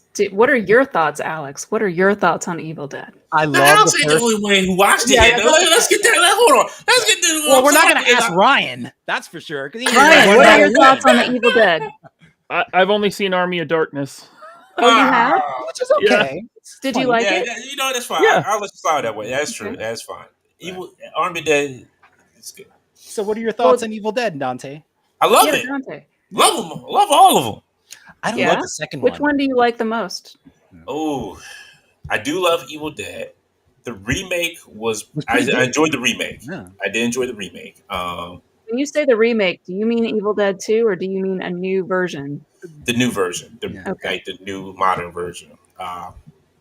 Even though it only had my boy Bruce Campbell in there at the end saying groovy. That's about it. But I enjoyed both of them. Evil Dead 2, I do love. It was just kind of weird without really like the supporting cast with him too much in Evil Dead 2, where it was like more like everybody else is just fighting there, like he's fighting everybody else off, which is a little bit more. I'm confused by that film because it's like it's like a reboot, sequel, because he lost the rights or something like that. So he decided to remake it, but also continue. And then I think it's just too silly for me. It's like with the whole thing with the hand. It's like I don't know. And I agree with you, Alex. Yeah. I think that's why I enjoyed 2 as much. First one was great. I loved it. People love 2, man. I think actually most people like 2 fans more than 1. Really? Yeah. I like 1. I really don't like 2 that much. It becomes very cool. It's within horror circles. It's as quotable as The Princess Bride, so it kind of becomes annoying. Mm-hmm. Wow. So Scott Hughes says Army of Darkness is not Evil Dead, but I thought it was a sequel. It's a sequel. It is a sequel, but it's not Evil Dead because he literally gets sucked into another universe. Yeah, because he starts messing up the lines. He's like, So and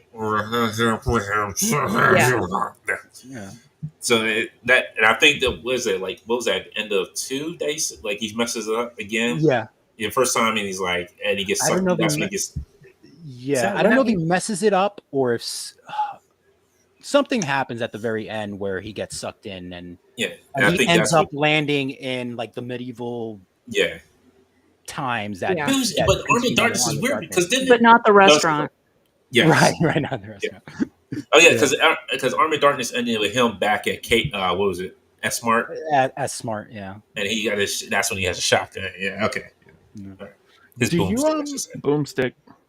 Out of curiosity, Melinda, did you ever get into collecting any horror or rock or metal figures or anything like that?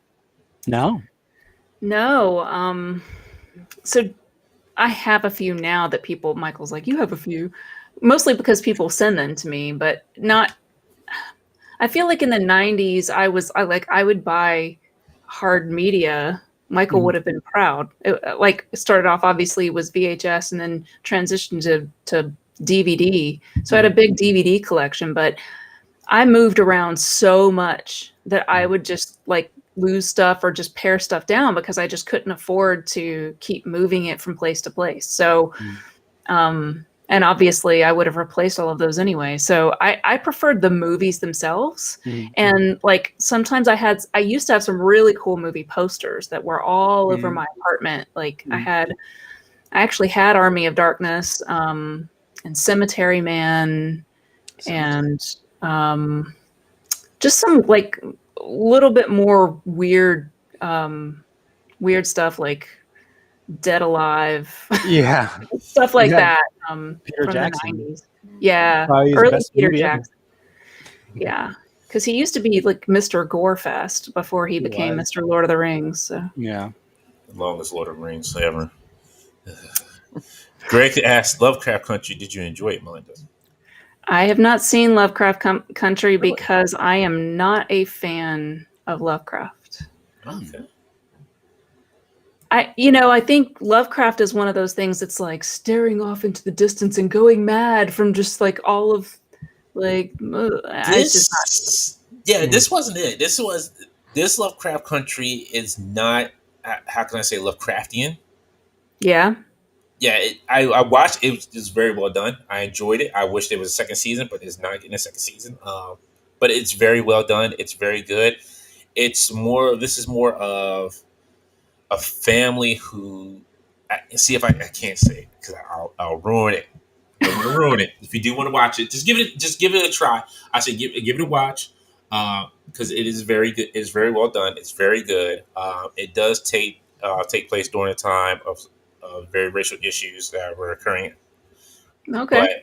But it's very well done. It's very good. Cool. The shootist with a super chat, thank you, says TCM2 is a must see. It was and my favorite, and everyone should give it once a view. Forgot TCM2. Texas Chainsaw Massacre too. Oh, okay. I was like, the chili cook-off. Yeah, he wins the chili cook-off at the very beginning of the movie. But it's a satire of like, because he didn't want to make a sequel, so he decided to make fun of himself. And also it was part of like that whole. Are you guys familiar with like the Canon movie house? A little bit. They put out so many great 80s movies, and that was when the director was contracted to Canon, so that too. I didn't realize that was a Canon piece. Yeah. Oh, okay. How many movies? Golden Globus. Yep. How many movies Canon made? Because every time I watch Good Bad Flicks, like it seems like, hey, it's another Canon movie. Yeah, exactly. Yeah. How many movies did Canon push out? You know, in Iconicon, we had Canon movie trivia, and there were so many movies to choose from just from the 80s that it was unbelievable. Yeah. They're like, when it comes to like movie houses, that's what I remember when I think about like 80s movies. Yeah. And I go back and watch some of those movies. I'm like, they're not great. Like, don't get me wrong. I'm not saying like they're like Oscar worthy, anything like that. But no, it's just like, I'm like, okay, I can see how this could be entertaining. No, they're like some movies. I'm like, no, this is not entertaining at all. Like, there's some big gaps here. Like, somebody must have ran out. They must have ran out of budget at this point.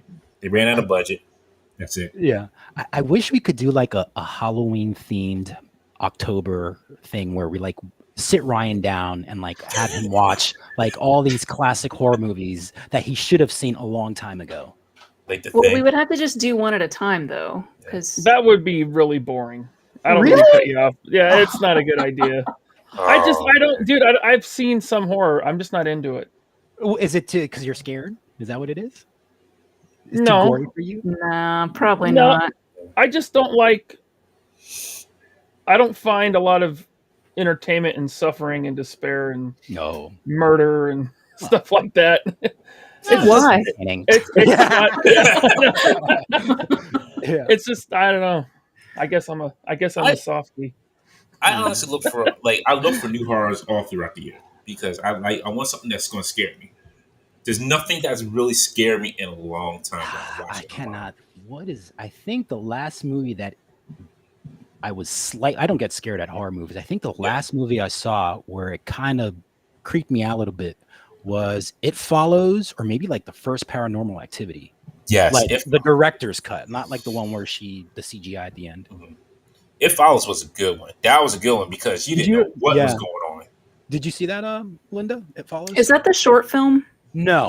It's it's a major motion picture release, and it's very 80s. At least the score is, and it's about. I mean, I don't want to give the whole thing away, but it's about like, someone's always following this person that got infected with like this sex virus.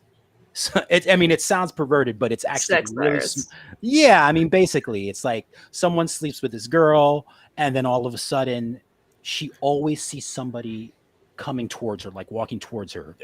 at a very slow I feel like pace. I've really heard about good. this, like, It's in good. depth. I'm thinking of the last movie. I'm trying to think of the last movie that scared me. You'll make fun of me if I tell you, because when I saw this movie in the theater, and it scared me. It really scared me. Blair Don't Witch? tell me But it was. Don't tell me it was the House Blair of Dead. Witch. The It Blair was the Witch. Blair Yeah, Witch. me too. That was a good movie, man. It scared the no. crap out Yeah. of me. Well, I'll let you slide on that one. That's fine.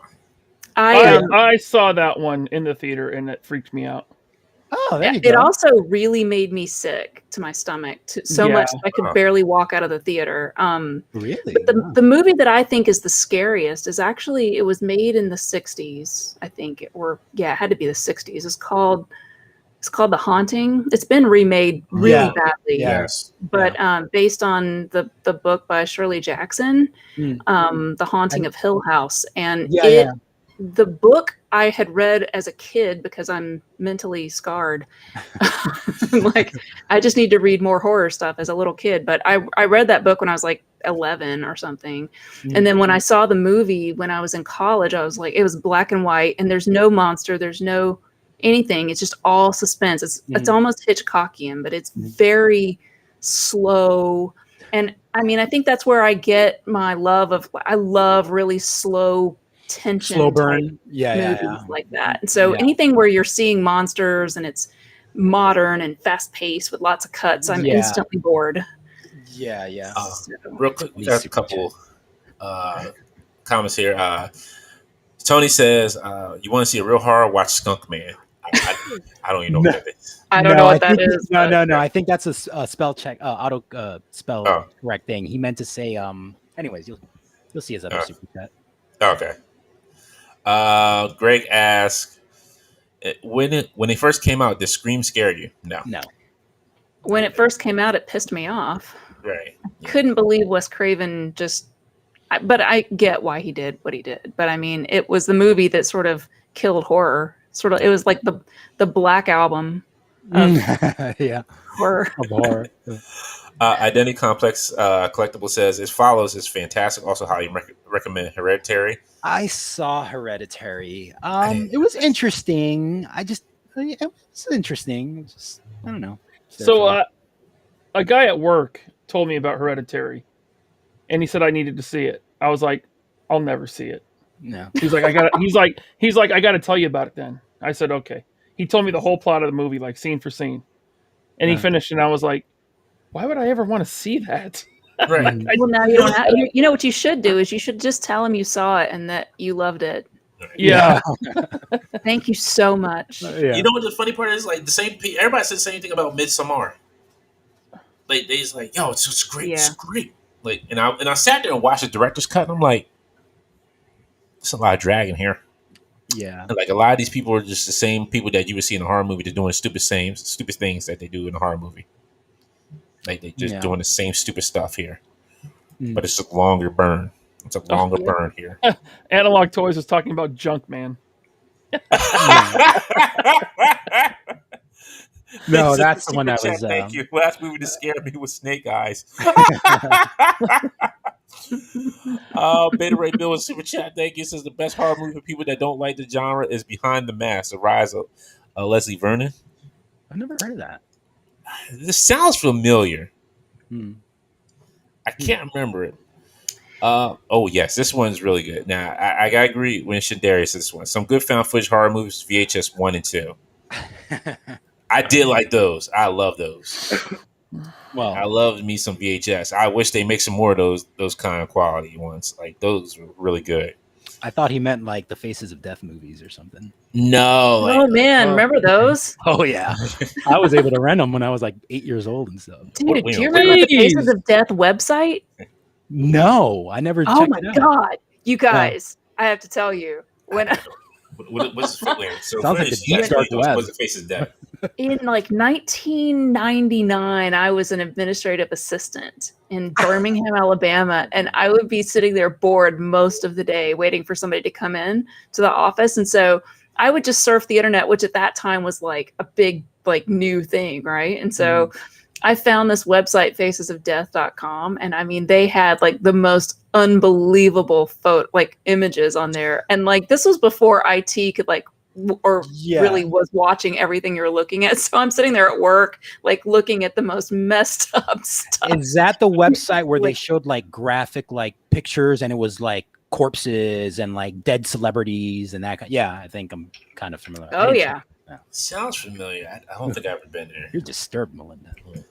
Well, I wanted to go into forensics, so I was like, looking at. Well, I did. I got a degree in forensic anthropology, so I did like all kinds of forensic stuff. So I've defleshed skeletons at this point, but this was before I did that. So not because I'm into corpses, but because I want to catch criminals. Okay, like I'm not that messed up. Yeah, I watch enough Forensic Files for all of us. Me too, man. That's probably I love that show. That's my wife and I. That's our go-to kind of shows. Yeah. My wife does not like that show. She's like, "Can we watch something else?" I'm like, "Look, I need to learn how to just you trying to kill me. I need to figure this out." Yeah. Anybody trying to kill me, either you or somebody else is going to try this trick. I need to be ready. It's always the husband, right?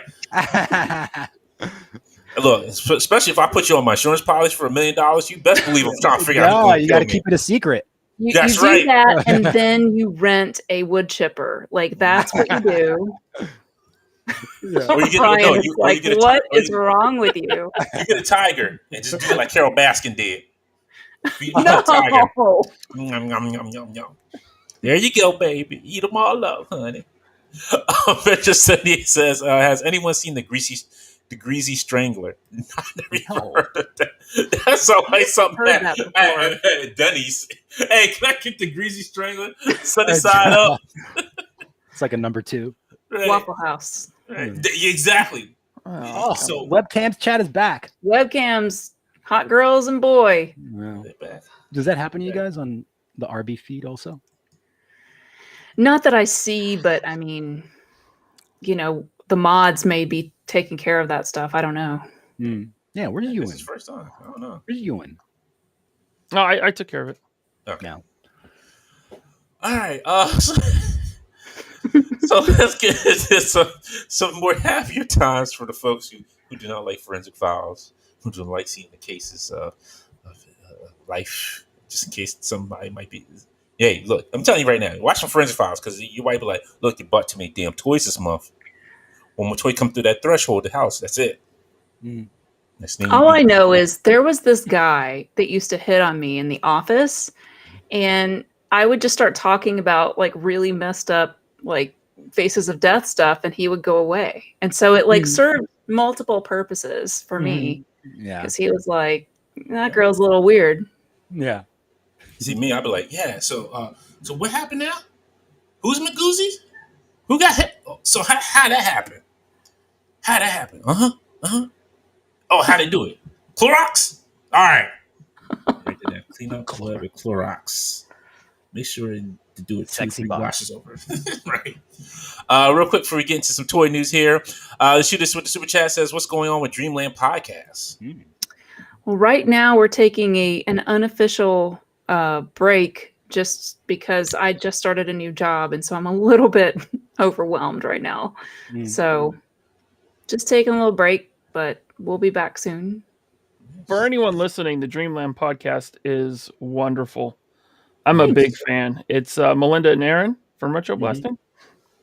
And you guys have a topic each episode, usually something from the 80s or 90s. I think the last one Alien Autopsy? The last one was hackers. Yeah. Oh, that's right. Hackers. Yeah, that was a good one. I still like that movie. I don't think I've ever seen that. I like that. It's great. Yeah. Oh, you've seen Hackers, but you haven't seen Halloween. Yeah. Alex, we'll talk offline That's a about that. travesty. I'm just saying they show Halloween every year. You can count on it multiple times in like the span of like one day. You could see it like 3 times, I'm sure. And he's never seen it. Well, I could probably watch it on Netflix too.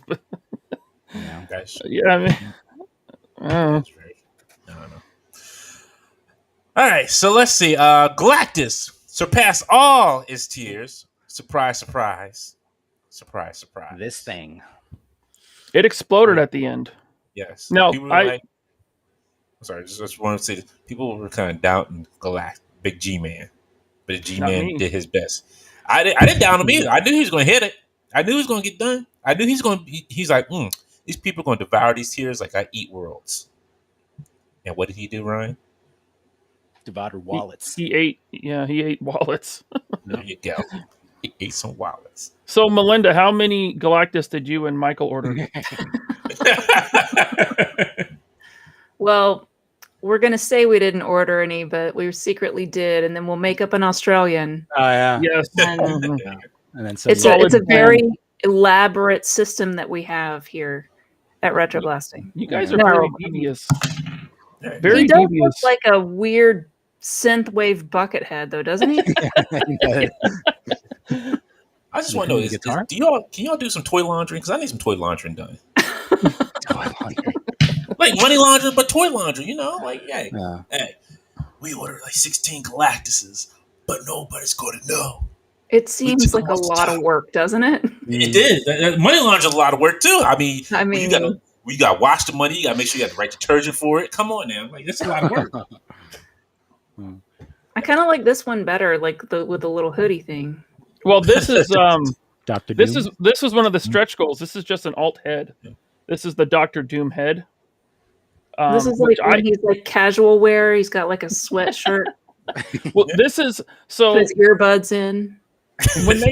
When they first showed this stretch goal, the Dr. Doom head for it, I had to look it up because I had never seen this, and I found one panel.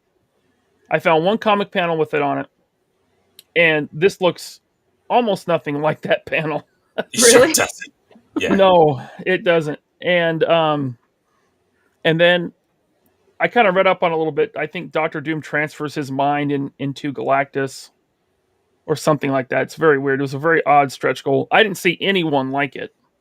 There was much better like alt head sculpts they could have done, like first appearance Galactus, classic Galactus, or unhelmeted Galen Galactus. Chrome Dome.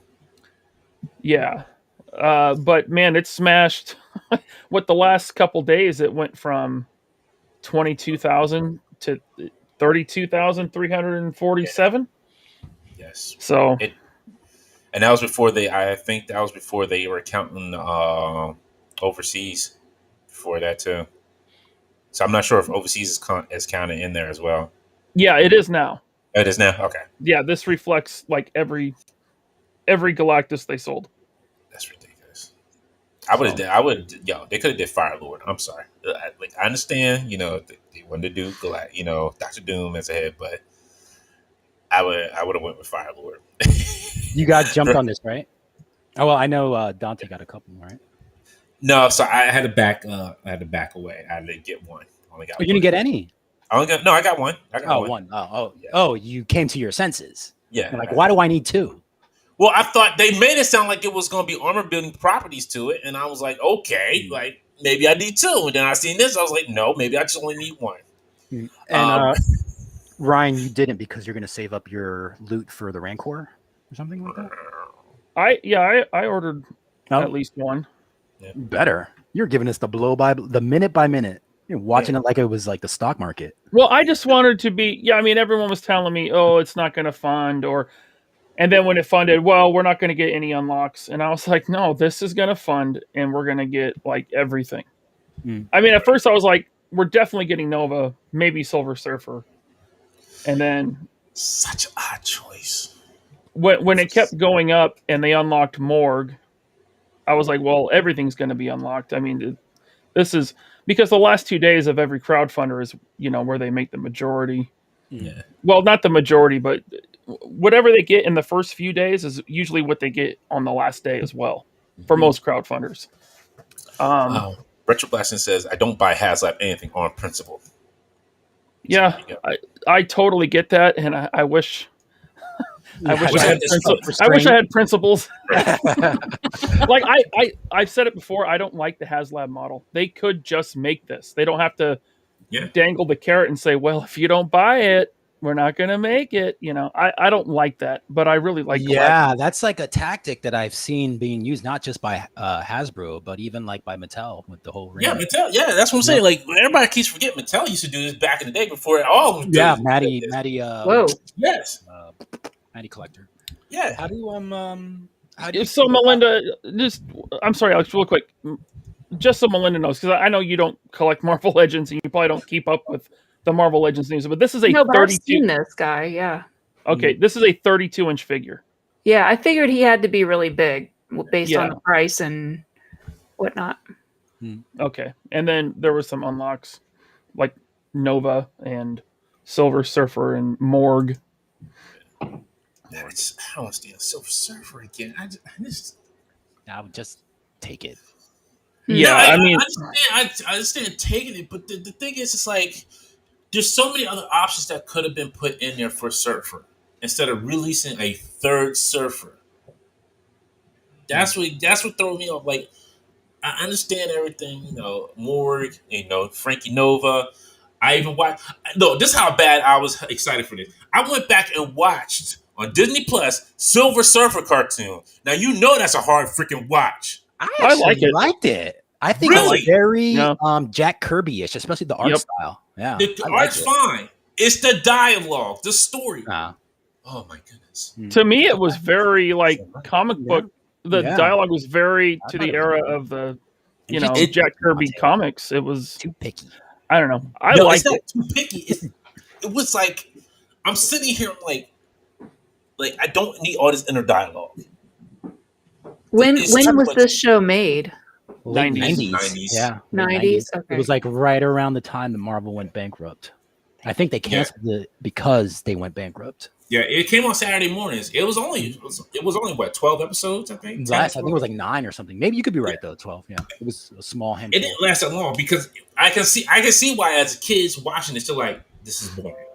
Like you gotta admit, like if you're a kid watching it, it was boring. So I didn't really watch it as a kid because I didn't know it existed, but I watched it a few months ago. No. And my 11-year-old was sucked in. Anecdotal, I know, but he liked it. Dante, it's okay you feel that way. You're not wrong. It's subjective. It's just hard for me to watch because there's so much inner dialogue. It's not much, the characters to give light to. But that's a comic book, though, and you love comics. I do, but most of the dialogue in comic books are inner dialogue, or not. But Silver Surfer's just a lone guy. You don't see him really like doing a whole lot, except flying around the cosmos trying to get back to Zenla. So Dante, what you're saying is, if you had the option of the superpower to read everyone's minds, you would not want that superpower. You would rather have like an active superpower. Yeah.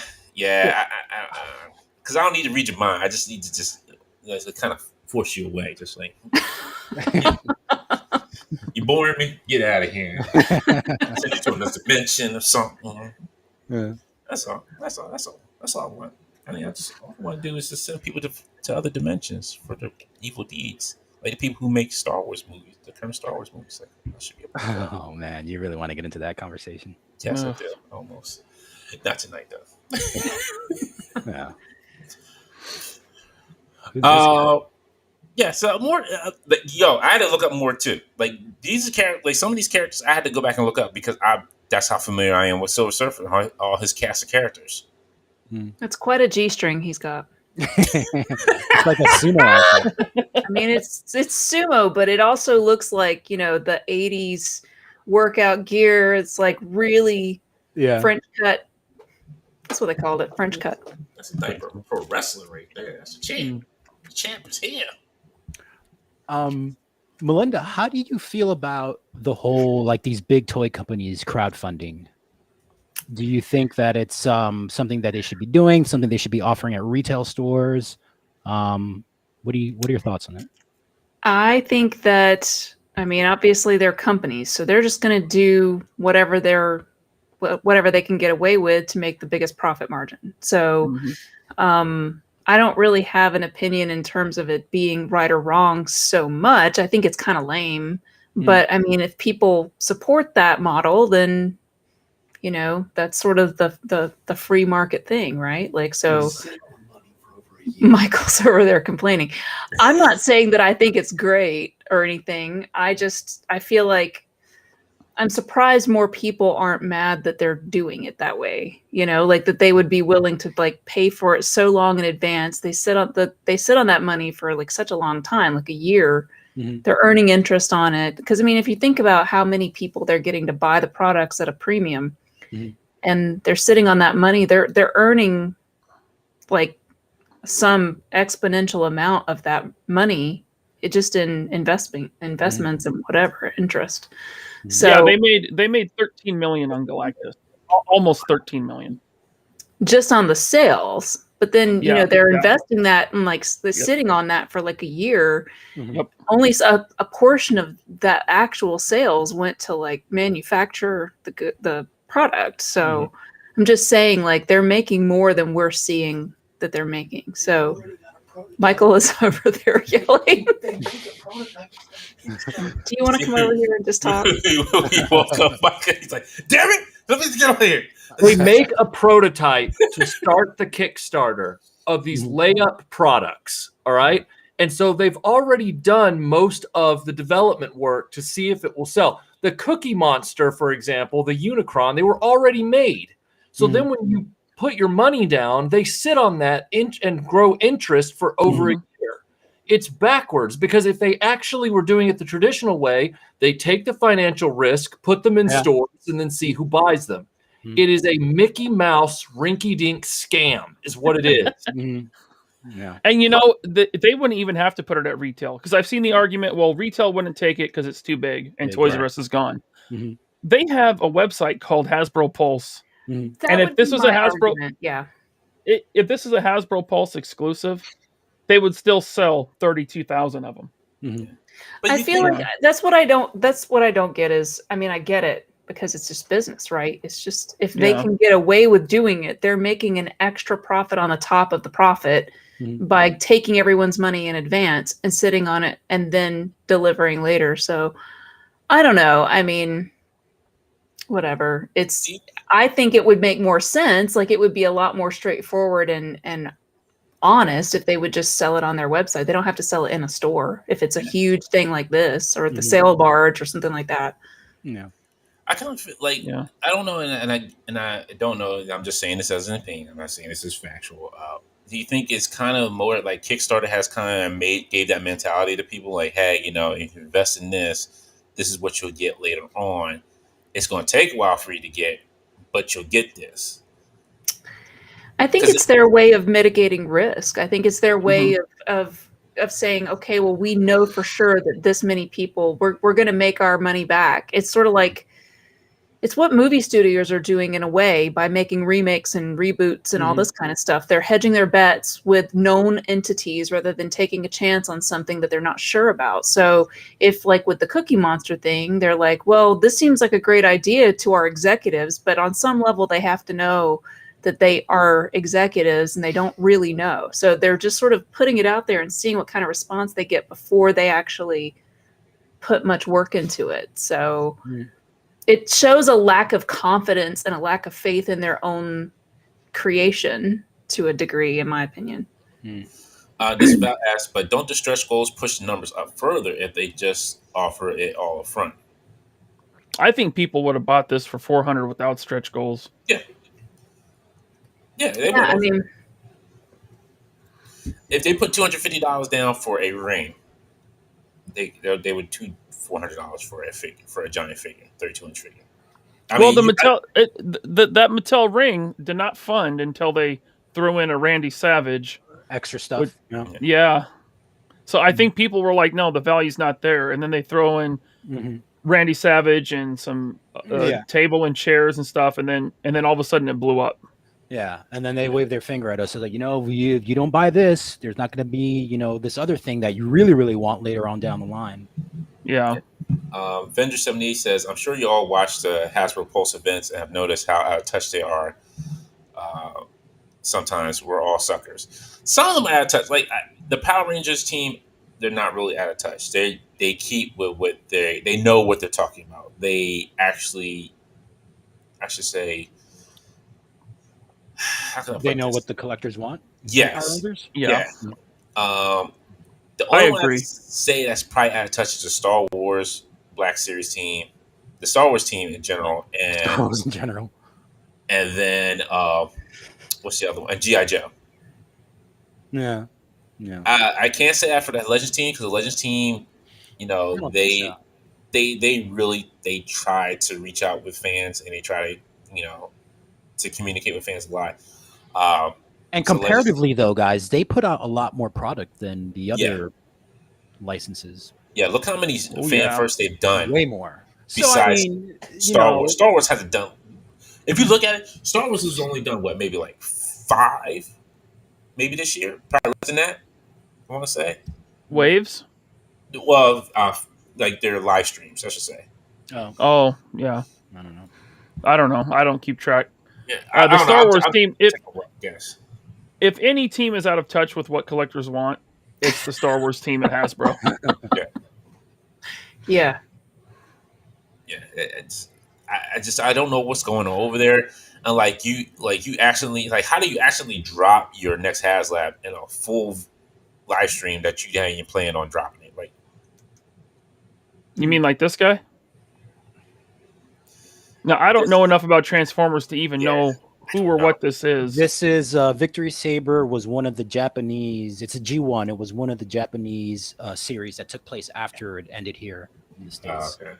It was like the 3rd one, I think. Yeah, because all the videos that they showed, I'm like, I don't remember this in Transformers over here, and the animation looked totally different. Victory Saber. Oh, actually, I might be wrong about that. Maybe it was just a Japanese Transformer that was never released here. Yeah, it could be. He turns into lots of it turns into Go Lion. Yeah, it looks like that. But yeah, so this is up, and this was at a $180 price point. Yeah, which I think that's the cheapest HasLab so far. Yeah. That's fair because you get two Transformers with it, so I think that's fair. This price point though, I swear they put up I think Devastator wasn't Devastator about that price point, and it wasn't a HasLab. It was just pre-order it. Devastator, I think, was a little bit cheaper. I don't think he was close to it. He might have been maybe 80. He might have been 80 or 90. I think. I can't remember. No. No, wait a minute. If it was Devastator was over 100. I know that because SEC exclusive, right? Because he was like a con exclusive, wasn't he? At one point. Mm-hmm. Maybe at one point, but they put him up again for pre-order not that long ago. Okay. Yeah. But yeah, there's this guy. It depends how big this is too. I mean, it really depends how big Victory Saber is. Aren't most of these things pretty big? It depends on the Transformers line. This is Hasbro, and they're considered the main line. And then Japanese Takara does the Masterpiece line, which are the bigger, more expensive. Right. I just mean the Hasbro Pulse things in general. Don't they tend to be pretty big pieces? Yeah. Like Unicron was a big one. Yeah. And I think this is the second Transformers that they've released on Pulse. I'm not sure. The first one they did was Unicron. Yeah. Right? Yeah, that's the first one. That was the first and only one right now. So it says this is actually 3 Transformers. Triple changer, yeah. Is it triple changer? Okay, I thought it made it look like it was 2 Transformers. I think it might be more than 3. It says includes 3 figures, jet, accessory, and instructions. I don't know enough about this to even talk about it. Yeah. Action figure expert says Devastator was 150. Scruffy Nerd says Scorponok was 160. No. Okay, so the fact that this is 180, again, this really didn't need to be a HasLab. If you put this at retail, no problem. This thing is selling. Yeah, this is one I think may not make it. Unless you're a deep... Well, you know what? Never mind, because it's already halfway at its goal, so... Halfway past the goal, almost halfway. Is it 11,000 or it's at 10,000? It's 11,000. It's almost halfway there. Okay. Yeah, this will fund. So it's not interesting to me. Yeah, I know nothing about it, so I couldn't tell you this would be one I could pass on. Like Unicron, I would probably be tempted to get when it was up there. I was really tempted to get that one, but I didn't. It is a deep cut. Yeah, Scruffy Nerd saying it's a deep cut. I think they assume it's for the smaller fan base for it. Yeah, well, I mean, this is obviously just the grayscale. It's going to be painted. We hope. Yeah. All right. It's the Bondo Transformer. He's done it again. What? Oh, I didn't do anything. Dropping bombs. Todd and Mac. Wait, sorry. What are you doing? Is that? Oh, I'm sorry. Was that it, Ron? Well, I mean, we can move on to the one Mezco thing. Oh yeah. Like, yeah. I think you might not be in on it, Melinda, but I think you might appreciate it. Yeah. Oh, sorry. No, I'm in on it. Oh, for real? Well, in the sense of I knew that this was coming up in the conversation. Okay. I looked at him earlier today, and I have a hot take on this. What's that? Can you put him up on the screen there? Yeah. Do you know in this particular shot? Do you know? You guys are gonna kill me. Do you know who he looks like to me in this? He looks. Sting. He looks like isn't it the guy's name Gautier? The guy that's saying now you're just somebody that I used to know. Oh, Gautier. Da, da, da, da, da, da, da, da. I don't know. He looks not so much in that. I know who you talk about, Melinda. It's like somebody I used to know. Yeah, I know the song. I don't know what the dude looks like. Yeah, it's like type it in GOTYE on your screen, and then pull up a picture of him. And I'm telling you, not this image, but the one of him without. Oh, without the paint. Without the paint, yeah, or with the paint, a little bit. Like here, I'll show you good. That video. Right there. That video. Okay, yeah. That guy. It looks just like him to me. Hey, R.I.P. Brandon Lee. Making fun of him. Not that one. It's the one where he's not smiling. No. Go back to the crow. The crow figure. Yeah. The very first image of him where he's like there. That's the one where he doesn't look like Brandon Lee. He looks like that other guy to me, in that, which is kind of an issue to me, but yeah. You're making it's hard to buy this now. Sorry. Okay. You're welcome. Spend more money. You didn't need it. Alex, you didn't really need it. You didn't really need it. I don't know. This was easy for me not to buy. Right. Well, because you think it's a horrible movie. Yeah, I didn't like it. Oh, wow. Really? Yeah. Maybe it's because I saw it too late. I saw it probably for the first time, maybe 2005-ish. Oh, but I was like, holds up. It doesn't matter when you saw it. It still holds up. Not for me. I just thought this is lame. Man. It's in my top 3 movies of all time. Oh my God. It's in my, not only my, well, it's not in my top 3 movies, but the soundtrack is definitely my top 2. Oh man, the soundtrack. Forget about it. Oh man, you didn't Ryan. Look, Tony said, "Wow, Ryan." Wow. Seriously, you're breaking my heart, Ryan, with all these movies. It's fine. You know, you like It's what you not like. fine. It's fine. It's not like he lived like, as far as I know, it's not like he lived like this sheltered life where his parents didn't let him watch anything. No, I didn't. Ryan, what's your favorite movie? Well, Empire Strikes Back. Okay, I mean, that's easy. What's like your next 2 favorite movies? Oh, I'm trying to get an idea of like what you do like. Yeah. I don't know. Wow. Boy, I don't know. He put me on the spot. If it's 89 Batman. What can I watch? Go. Oh, Goodfellas. Okay. Okay. So you do some stuff. Oh yeah. There you go. Tony said, "Enjoy my damn joy, Ryan." Hey, I enjoy that you enjoy it, Tony. 162 says it's good for a 90s movie. Comic book was better. This picture right here is the only reason why I was slightly tempted to get it. That doesn't tempt me. That's kind of cool. I wanted it to go with my Jean Grey, my Phoenix. Oh, yeah, I can see that. He's always got ulterior motives to some of his purchases. I don't blame. Yeah, I can see that. Yeah, I can definitely see it. I decided against it because it's $100. So yeah, I don't want to spend that just for the one piece. Did you guys ever see the sequel with Eddie Furlong from Terminator 2? Unfortunately, I did. I wasn't shooting. The second one with the Spaniard guy, and it had the Yellow Ranger in it too. She was one of the henchwomen. That one was okay. I saw that one in the theater, but I never saw the Eddie Furlong. Say you have a thing about like sequels, so it's not as good as the first one for sure. That one I cannot. No.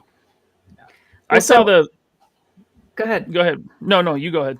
No, I was just gonna say, like, I really wanted to do, like, I want to do a whole series of reviews. Of like sequels. Like this movie has a ridiculous number of sequels that I didn't even know, including like a TV show or two. And I've never seen them. I saw the second one, and it was so awful that it was it was a travesty. They were all straight to video from what I remember. Yeah. But it's like someone must be watching them because they keep making them. So don't know. Well, it's still to this day. I mean, that's why they're coming out with toys, on the movie. I mean, the Crow in general, like even the comic book, is pretty popular to this day. So, well, there's rumored that there's another movie coming out. It's supposed to be in the works. That's my favorite part where he's like, and I say I'm dead and I move. Yeah. They put a trailer out for a new Crow. It's like a reboot, and he was crying through the whole trailer. No, that was a fan movie. That was a fan movie. That wasn't the official Crow movie. That was a fan movie. Oh, really? Yeah. I don't know about that. Yeah, it was. They haven't shot anything like a trailer or anything or anything like that. Okay. Yeah. Okay. Yeah, I think the one I think I may have posted because I thought it was a new one, but it wasn't. It was a fan. It's a fan thing. Gotcha. So for $100 you can have this Mezco Crow. I think it's still up. Man, I like all the accessories. Does it come with the kitty? Yeah. Yes, it comes with the cat, 2 crows, nice, and the Phoenix Force. I love it. I can't believe you would consider getting that just for that, Ryan. That's crazy. Well, I considered it. I'm not gonna. It's too expensive. What if you take? You could probably make that with rock candy. Yeah. Yeah. Well, there's other options. Like you can get the old Toy Biz Phoenix, and she comes with a Phoenix. I can 3D print you one, Ryan. Don't worry about it. I'll just 3D print you one. I've been waiting for some 3D printed items from Dante's 3dprinting.com. Look, I just finally finalized some stuff, so I will be showing it off this weekend. Okay. I just have to do one little thing else. Don't make us wait too much longer. I'm trying not to, but these are finally done. I can show you these. These are finally done. So I finally got these to where I want them to be perfect size for a claw. So yes, I need it. Don't worry. I'll be showing something. Real quick, we got the Batmobiles from Toddy Mack. Sunday. Look, I'm sorry. He's the only one giving us vehicles. I'm not mad at this. But this is technically, it's a vehicle, but this is Batman. Yeah, so it's that Batcycle. This is unnecessary. No, look. This is Batman from like another universe whose brain is in a monster truck. I feel like it's Southern Batman. The most surprising part about this for me was that Todd McFarlane did not write that comic book. Hey, I feel like you were taking. I'm just saying. I love Todd McFarlane, but this whole concept is insane. It's a crazy person wrote this. You know what? He's the only one giving us vehicles at probably a decent price. I want to say. That's true. Imagine if he gave us an '89 Batmobile instead of the Batmobeast. That's what I'm saying. Like, yo, I'm telling you, just wait for it. Honestly, I gotta give Todd his props on this one. He might be moving. He's giving us vehicles. I don't know what's going to be next, but he is giving us vehicles. I ain't too mad about that. I agree. I'm with you on that one. I bring up the one I did pre-order though. Oh, I got it. You guys ordered this? I did. No. Oh. You ordered the Batmobeast? No, I didn't see it go up on pre-order yet. But you will. Yeah, I probably will. Oh, wow. I don't have that Batman up. Sorry. but you do. I did. I can bring it up real quick. Give me a second. Rinky dink. Is this There you something go. that's not going to be in the stores? Like you have to order it? No, No, it'll be in stores. I think this will be at retail. I mean, it looks very retail to me. Yeah. Yeah, that's a retail box for sure. Yeah, Tiny Yeah. Mac, he does his retail real good. Yeah, he's like, yeah, he's got like this Val showed. There was like what's it? If you still hear this Val, how many Wonder Womans were sitting on the shelf? I think he said like there's a good like 60 of them sitting on the shelf. Just It sounds all like Wonder it's set up Womans to a lined up. joke. No, I wish it was. I really wish it was, but it was just all these Wonder Women just lined up perfectly. He said it was about 60 of them on the shelf. I couldn't believe it. Wow. So I did order this one. With the signature? No, it was sold out. That's pretty I was cool. going to get the signature one. Yeah. So now I hear a lot of people have a gripe with the plastic cape. Now, my question is, why do you have a gripe with the plastic? Hold on, that's what I'm still saying. Why do you have a gripe with the plastic cape? Because it's too big, and you want it. You said if it was just with wires in it, you would love it. But you had a gripe with Hush Batman having that big cape, and that's how Jim Lee drew him. I'm trying to figure out what's the difference. You can't have a wired cape with it's too big, too heavy. No way. How else would you That'd be do it? Like, I don't. I guess I don't know what they're saying, Dante. Is that they wanted a fabric cape that had wires in it instead of this plastic molded. It's too big. It's just no way. No, that would never work with this. Yeah. So this figure comes with a normal size fabric cape and this cape, but no wire in the fabric cape. No. Is that what they were saying? They wanted wire in the other fabric cape? Yes. No, in this cape. Oh. Well, no, they're saying in this cape here. I've seen people saying they wanted wire in the big cape, not this. That would be a huge wire. Coat hanger. Like a coat hanger, yeah. I mean, he could do like. I mean, You could people have break done it into for someone's Spawn, car with it is the biggest thing. Yeah. But I like this classic Batman. I like this color Batman. I like the blue and the gray Batman. I am a big fan of this. Yeah, that's cool. Yeah, this is the Batman. This is actually the story. I mean, I've always heard of Batman. He was always there. But this was like the first story, Batman Year 2, drawn by McFarlane, as you guys know, that got me into like Batman comics. So I like the big ears. yeah, I prefer my Batman with long ears. Yeah. Everyone loves the short ears, but I grew up. No, I like this. I like this. Everything. The only thing that's horrendous about it is the hand joints. That's what just keeps I'm not a throwing- fan of the knee joints either myself, but Yeah. He's almost got those April O'Neil knobby knees. yeah. I love her.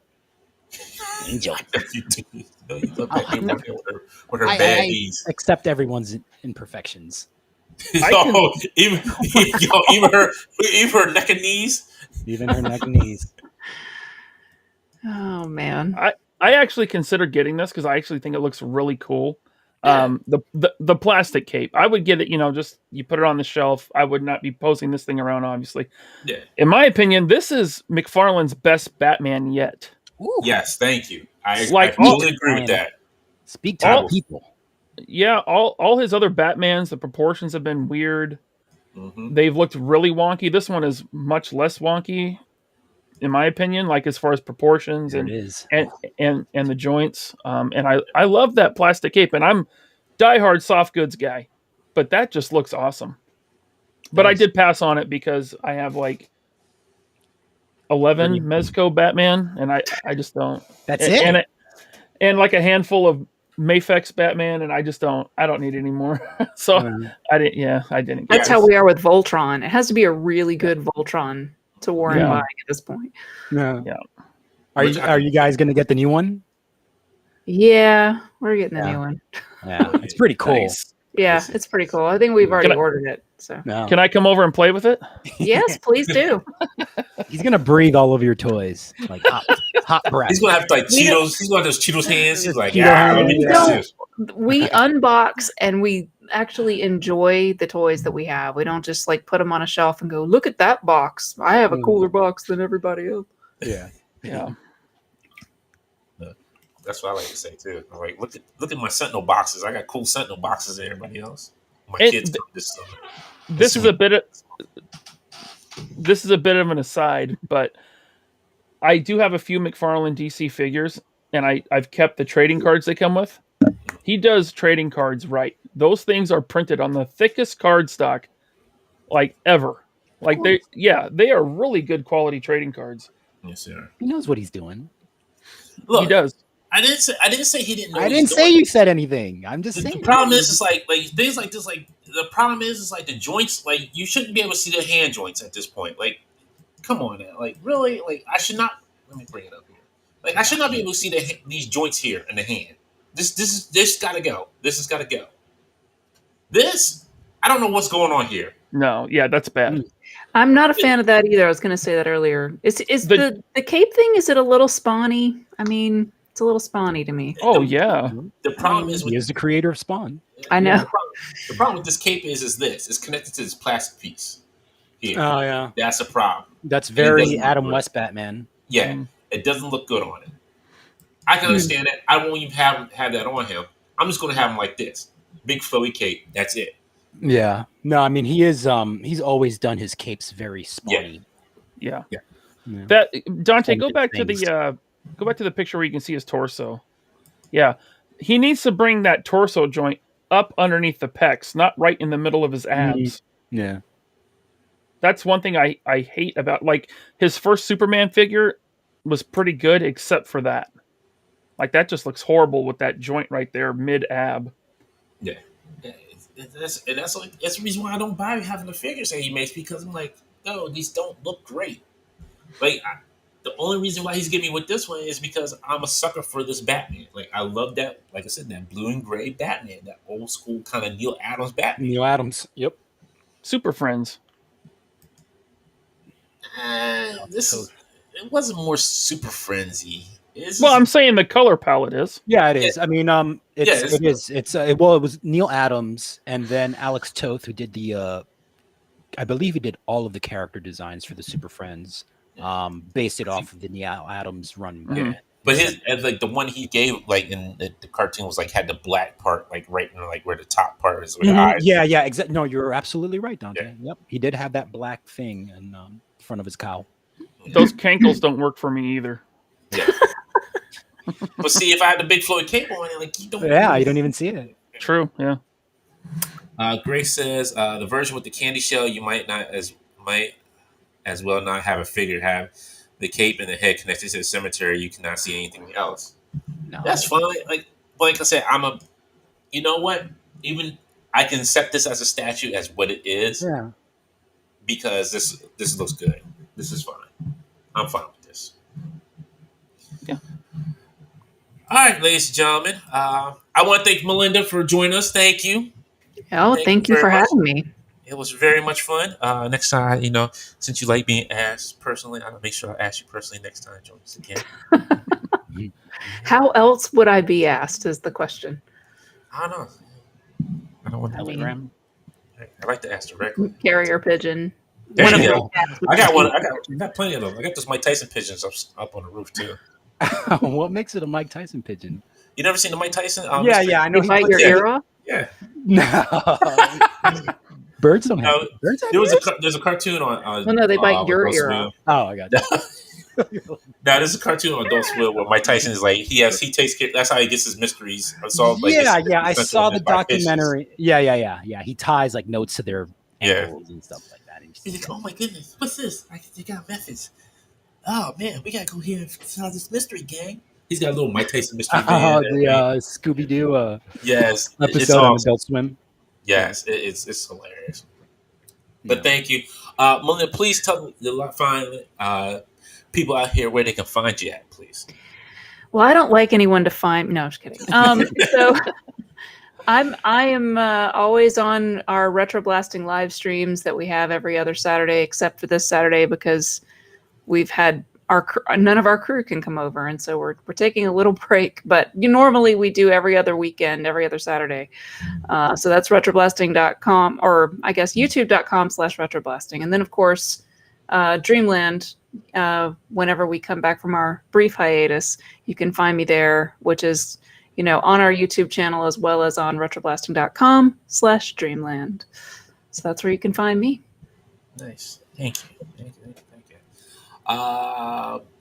Don't forget, you can find us on Sunday for AEW All Out. Now will be joining us. Shenanigans. Yes, for some wrestling shenanigans, and I'm sure Laser Pants will come in there with his with his little snide remarks. Yes. That. Yep, I will. Pay attention to me. See, that's what happens when you have bad contracting and you contract yourself. Are you going to finish that up this weekend? Huh? I was asking Ryan if he was going to finish up his man cave. No, because he's going to be going Saturday. So he's not. Oh, that's right. You see? I plan on having everything but the furniture done within a week. I have to get some more furniture. See, my contracting company would have had it done in 2 weeks. So yeah, you're taking a day off on a work day, man. Well, your contracting company's in Delaware. Hey, we fly out. Come on out. You didn't ask my contracting company, sir. You went with your own contractor. I wanted to make sure it was done right. It's always done right. Oh man! When it's done with D, it's always done right. With D. Alice, where can people find you? You can find me on Instagram at Ironhead77. I also have an art page on Facebook. Just look up my name, Alex Sanchez, and you can find me here every Friday night at 8 p.m. Eastern on the Infinity Equation. And also, I'll probably have like some a picture for you to pull up next week or something. But I did a variant cover for G.I. Joe for IDW Publishing, and that should be coming out next week, I think. Nice. Yeah, I just got the PDF proofs of what it's going to look like, so it should be coming out soon, and I'll put up a link on my social media or something like that when the time is right. Cool. Laser Pants. You can find me on Instagram at LaserPants81, and I'll be at the Toy Migos meetup tomorrow in City of Industry, California at Frankensons. And you can find me on Twitter. I think I'm at LaserPants81 on Twitter as well. I'm not? I don't know. I was just shaking my head because you didn't know. I think you are. Yeah. Okay. It's Laser something. You just look up Laser. You'll see his face. You're like Laser kitties. Yeah. She did not make an appearance tonight. She was grumpy. Yeah. She's not in a good mood. Yeah, she is. Wow. That's how they are. Yeah. Thank you. I'm sorry. Oh, Josh Lambert wants a laser cave tour. I will do that. I will do that when I have all the displays set up and all You that. Should. It'll be probably October, November, but I'll get it done. October and November. See, with the D. Happy holidays. Company, right. D contracted company would have had it done already. You would have been right now. No. The last one I did was, I think, in October, and it's on this channel. No, I'm talking about our contracted company would have had it done already. He's still trying to get that job, Ryan. No, I'm not trying to get the job. I'm just letting them know when it would have been done, when it would have been done, and how to take care of. That's all. I don't need a job now. We already got like 6 jobs we're doing now. He's just pointing at you. Yeah. So just want the bull, want the bull, want the bull, want the bull. Okay. Thank you. At least 2 people understood what I was getting at.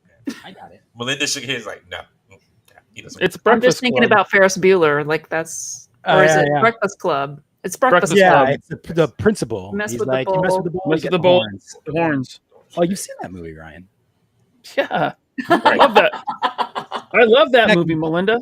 Thank you, Dom. He's like Dante wants a job so he can turn it down. You're damn right. You can find me at Dark Jokers In on Instagram. You can find me on Dark Jokers In on Twitter. You can find us on Infinity Equation Instagram. You can find us on Infin Equation. Infin Equation on Twitter. Good Lord, because they made me change it so much and all that nonsense. Oh yeah.